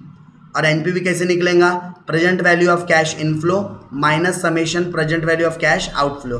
और अगर ये फिगर पॉजिटिव रहा, ये फिगर क्या रहा, पॉजिटिव रहा, तो आप बोल सकते हो कि ये प्रोजेक्ट हमने क्या करना चाहिए, एक्सेप्ट करना चाहिए। वही पूछा था आपको कि प्रोजेक्ट को एक्सेप्ट करना चाहिए या नहीं करना चाहिए। मतलब मेन इस क्वेश्चन में जो लर्निंग थी ना, वो ये टेबल था कि कैश फ्लो कैसे निकालना, राइट, क्या कैसे निकालना, कैश फ्लो कैसे निकालना, यही इस मेन चैप्टर की क्या थी, लर्निंग थी। डन। चलो, तो ये सवाल यहाँ पर आकर क्या होता है आपका, खत्म। तो होप ये बाकी बातें आप निकाल सकते हो, इसलिए मैंने कल करके नहीं दिया है। बाकी अब क्या करना है, सिर्फ मल्टीप्लिकेशन और एडिशन ही करना है, राइट। तो होप ये काम आप लोग कर सकते हो। तो ये काम मैं आप लोगों के लिए एज अ होमवर्क के तौर पर क्या दे रहा हूँ, टास्क में दे रहा हूँ, करेक्ट। चलिए, तो बढ़ेंगे आगे। सो बढ़ते आगे। Modern enterprises limited is considering the purchase of new computer, ठीक है। क्या बोलता है, एक नया कंप्यूटर सिस्टम लेना है for its research and development R&D division के लिए, जिसकी कॉस्ट कितनी है, 35 लाख। मतलब आपको क्या गिवन है, आपको क्या गिवन है, आपको गिवन है कैश का आउटफ्लो, ठीक है, आपको क्या गिवन है, कैश आउटफ्लो, ठीक है। और बोलता है the operation and the maintenance cost excluding depreciation. देखो, ये ऑपरेशन एंड मेंटेनेंस कॉस्ट है, खर्चा है, एक्सपेंसेस है। 7 लाख रुपए हर साल खर्चा होता है। तो आप क्या कर सकते हो, या तो प्रॉफिट में से माइनस कर सकते हो, या तो प्रॉफिट में से माइनस कर सकते हो, जैसा भी हमने कैश फ्लो निकाला था, क्योंकि ऑपरेटिंग खर्चा है तो आप भी इसे प्रॉफिट में से माइनस करना चाहिए। लेकिन इसमें याद रखना, ये एक्सक्लूडिंग डेप्रिसिएशन, मतलब डेप्रिसिएशन अलग से और खर्चा हो रहा है। It is estimated that the useful life would be 6 year, ठीक है, मे बी डेप्रिसिएशन के काम आ सकता है। और बोलता है eight the end of the which is disposable expected 1 lakh, मतलब ये सॉल्वेज वैल्यू दे दिया है। तो अगर SLM मेथड से डेप्रिसिएशन अगर हम निकालने जाएंगे तो कैसे निकलेगा, 35 lakh minus 1 lakh divided by 6 साल। तो 35 lakh minus 1 lakh 34 lakh divided by 6 साल, तो लगभग ये 5,66,667 अप्रॉक्स, मेरे ख्याल से ये आपका डेप्रिसिएशन आना चाहिए। बट स्टिल अभी हम डेप्रिसिएशन को लेकर बात नहीं कर रहे, क्योंकि कई बार नीचे में परसेंटेज दे देता है, जैसा इसके पहले क्वेश्चन में दे दिया था। चलो, तो यहां तक तो होप क्वेश्चन समझ में आ गया। आगे बोलता है the tangible benefit expected from the system in the form of reduction in the designing and draftsmanship cost, यानी कि इतना पैसा आप क्या कर रहे हो, अपना बचा रहे हो, इतना पैसा आप क्या कर रहे हो, बचा रहे हो। और जो पैसा बचा रहे हो, क्योंकि ये सेव कर रहे हो आप, अपना रिडक्शन कर रहे हो कॉस्ट में, और जितने में आप कॉस्ट रिड्यूस करोगे, जितना आप कॉस्ट रिड्यूस करोगे उसी को आप अपनी इनकम कंसिडर कर सकते हो। देखो, 12 लाख बचा रहे हो जबकि 7 लाख लग रहे हैं, 7 लाख लग रहे हैं, यानी कि नेट आप 5 लाख अपना बचा पा रहे हो क्या, राइट। नेट कितना बचा पा रहे हो, 5 लाख। फिर बोलता है the disposal of used drawing office equipment and furniture initially is anticipated to net ₹9 lakh. और जो आप लोग पहले जो यूज़ करते थे ड्राइंग इक्विपमेंट वगैरह, जैसे कोई आपके पास बोर्ड रहा होगा, कुछ स्केचअप करने के लिए कुछ दूसरे फर्नीचर टूल्स रहे होंगे, तो उन सबको अब आप लोगों को नेट 9 लाख रुपए मिलने वाले हैं। डिस्पोज कर रहे हैं, तो डिस्पोज का मतलब होता है सेल करना। डिस्पोज का मतलब क्या होता है, सेल करना। तो disposal of used drawing equipment and furniture initially is anticipated to net ₹9 lakh. मतलब कि जब हमें नया लाएंगे तो ये 9 लाख रुपए हम लोग क्या कर देंगे, डिस्पोज कर देंगे। मतलब 35 लाख की चीज़ आई थी, उसमें से ये 9 लाख तो यहाँ से एडजस्ट हो जाएंगे। जैसे अपन सेकेंड हैंड गाड़ी वापस करते हैं और नई चीज़ लाते हैं ना, कोई पुराना माल रिप्लेस करके नहीं हो, तो जितना पुराने वैल्यू की कॉस्ट होती है वो कम कर देती है हमारे असेट्स की कॉस्ट को। जैसे मुझे एक कार खरीद के लाना है, फॉर एग्जांपल कार की कॉस्ट है 20 लाख रुपीस। और मेरे पास जो एग्जिस्टिंग कार है उसकी वैल्यू है 5 लाख रुपए, तो मैं क्या करूंगा, अपने 5 लाख वैल्यू की कार रिप्लेस करूंगा और 20 लाख की लाऊंगा। तो मुझे कितना पैसा देना पड़ेगा, नेट मेरे जो कॉस्ट है वो तो डिफरेंस कितना पड़ेगा मुझे, कॉस्ट 15 लाख का। तो यहाँ भी वही करना है अपने को, यहाँ पर 15 लाख की कॉस्ट थी लेकिन इसमें से 9 लाख हटा देने का, ठीक है। तो 35 लाख में से अगर 9 लाख हट जाएगा तो कितना बचेगा, 26 लाख, और 1 लाख साल्वेज का भी माइनस कर देंगे। तो अगर 1 लाख साल्वेज का भी माइनस कर देते हैं, और शायद एस्टिमेटेड लाइफ आप लोगों को कितना लेने बोला था, 6 ईयर। एस्टिमेटेड लाइफ जो थी इसकी कितनी थी, 6 ईयर थी। एक बार देख लूं, एस्टिमेटेड लाइफ 6 ईयर है, करेक्ट। तो डिवाइडेड बाय 6 ईयर करेंगे तो ये आ जाएगा 6 साल का जो डिप्रिशिएशन है 4,16,667 रुपीज, राइट। तो ये एक डेप्रिशिएशन की अमाउंट आ जाती है। आगे बढ़ते हैं, capital expenditure in R&D, the proposal attracts 100% return of for the tax purpose. मतलब जो भी हमारा कैपिटल एक्सपेंडिचर हो रहा है उस पर हमें बोलता है 100% टैक्स बेनिफिट मिल जाएगा कैपिटल एक्सपेंडिचर पर। And the gain arising from the proposal disposal to used assets may be consider tax free the effective rate. और जो इनकम कमाने वाले हो, ठीक है, and the gain arising from the disposal of assets used by the considered tax free, the effective tax rate is 35%। यानी जो हम लोगों ने वो जो एसेट्स को सेल आउट किया तो वो टैक्स फ्री रहेगा, बोलता है उस पर कोई टैक्स नहीं आएगा। और ये जो टैक्स रेट दिया है ये नॉर्मल टैक्स रेट है। नॉर्मल मतलब जो हम लोग प्रॉफिट पर यूज करने वाले हैं। और एवरेज कॉस्ट ऑफ कैपिटल दिया है 12% का, यानी कि ये आपका डिस्काउंट रेट है, आर है। आपको बताना है after the appropriate analysis of cash flow, advise the company about the financial viability of the proposal, और इग्नोर करो बोलता है टैक्स ऑन साल्वेज वैल्यू, ठीक है, वैसे भी हम नहीं लेते हैं। चलो तो क्वेश्चन तो हो गया भाई। अब देखो जितना क्वेश्चन हुआ हमें अगेन यहाँ पर क्या करना है, हमें अगेन यहाँ पर अपना पहले कैश फ्लो क्रिएट करना है, ठीक है। 6 साल का प्रोजेक्ट है, 1 साल 2 साल 3 साल 4 साल 5 साल एंड 6 साल। आप लोगों के पास देखो जो सेविंग हो रही है, सेविंग इन कॉस्ट 12 लाख की सेविंग हो रही है क्या हर साल, 12 लाख ही बोला था सेविंग इन कॉस्ट। इस एसेट्स को लाने से आप एवरी ईयर 12 लाख रुपए अपने बचा लेते हैं, तो सेविंग इन कॉस्ट कितना हो जाता है आपका, 12 लाख 12 लाख 12 लाख 12 लाख 12 लाख 12 लाख। लेकिन इसमें से आपको operating cost every year 7 lakh देने पड़ते हैं क्या। तो अगर मैं 7 लाख अगर सबसे हटा दूं तो मेरे पास 5 लाख 5 लाख 5 लाख 5 लाख 5 लाख का कैश जनरेट होता है। ये सारे फिगर लैक्स में हैं, तो 5 लाख का क्या हो गया, कैश जनरेट हो गया, राइट। क्या जनरेट हो गया, 5 लाख का कैश जनरेट हो गया। अब आगे अगर हम और बात करें, ठीक है, आगे और क्या बोला था खर्चों को लेकर। अभी हम फिलहाल इनकम और एक्सपेंसेस की, कैपिटल एक्सपेंडिचर की बात नहीं कर रहा हूं, ठीक है। डेप्रीशिएशन निकाला था, ये 35 लाख कैपिटल एक्सपेंडिचर है, ये 7 लाख खर्चा हमने ले लिया, ये साल्वेज वैल्यू था, ये 12 लाख हमने ले लिया, ये तो टैक्सेशन के बारे में बता रहा है। ये 9 लाख भी हम कैपिटल एक्सपेंडिचर के समय नेट ऑफ करके लेंगे, हो गया, मतलब बाकी खर्चों की बात नहीं कर रहा है। तो ये क्या निकल गया, आपका प्रॉफिट आ गया।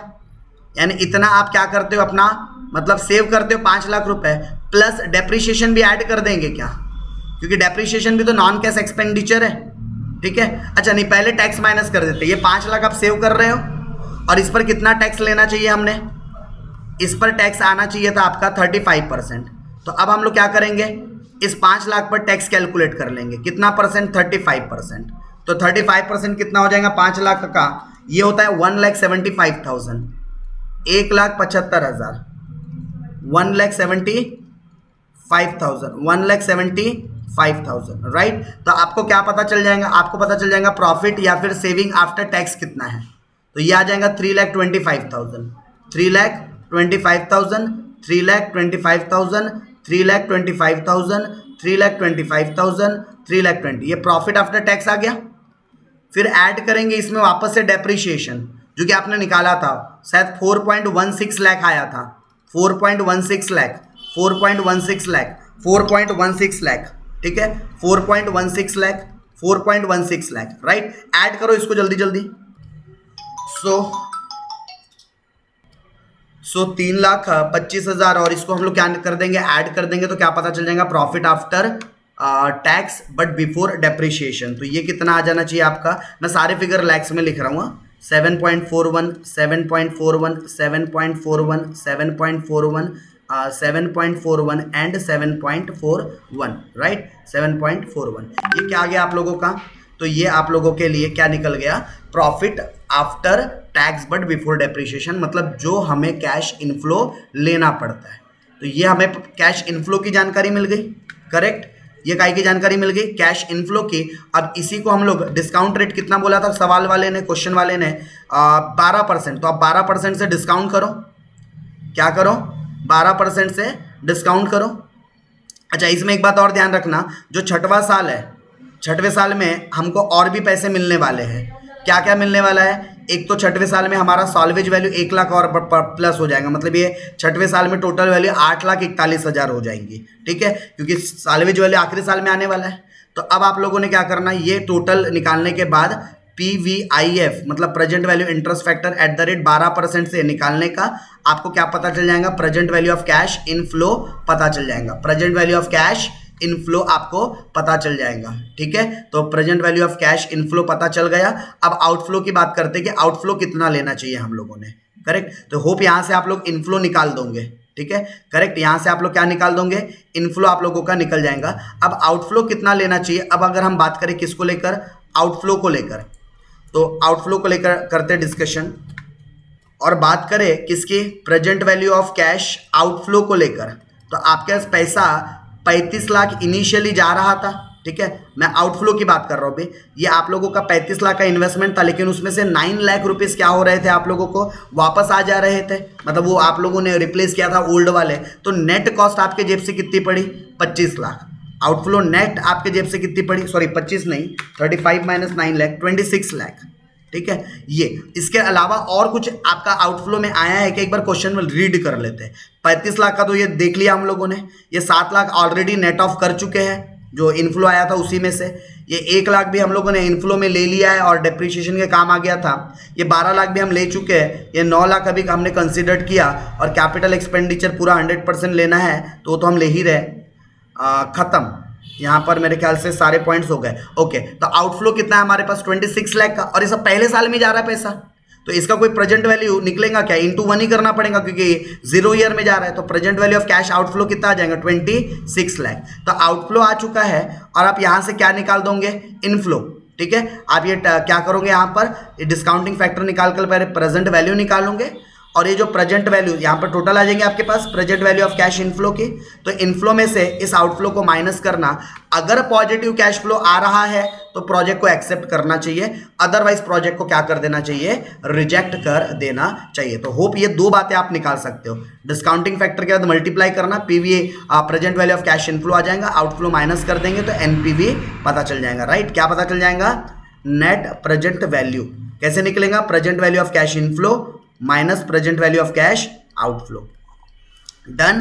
चलिए, तो होप ये काम आप कर सकते हो, तो ये काम मैं आप लोगों के लिए छोड़ देता हूं, और आगे कुछ क्वेश्चंस और है जिसके ऊपर अभी हम लोग क्या कर लेते हैं, डिस्कशन कर लेते हैं, कुछ चर्चा कर लेते हैं, राइट। तो कुछ क्वेश्चंस आप लोगों के लिए आपके, चलिए सो तो नेक्स्ट क्वेश्चन की तरफ चलते हैं। एंड नेक्स्ट क्वेश्चन आप लोगों का ऑलरेडी पहले भी सिमिलर टाइप का क्वेश्चन क्या किया गया है, गो थ्रू किया गया है, तो एक बार जस्ट पढ़ लेते हैं। Wealth bridge company contemplating to purchase a machine, नई मशीन परचेस करने के बारे में विचार कर रही है, मशीन ए मशीन बी, और दोनों की भी कॉस्ट कितनी रहेंगी, 5 लाख, मतलब आपको क्या दे दिया, कैश का आउटफ्लो दे दिया, राइट, क्या दे दिया, कैश का आउटफ्लो।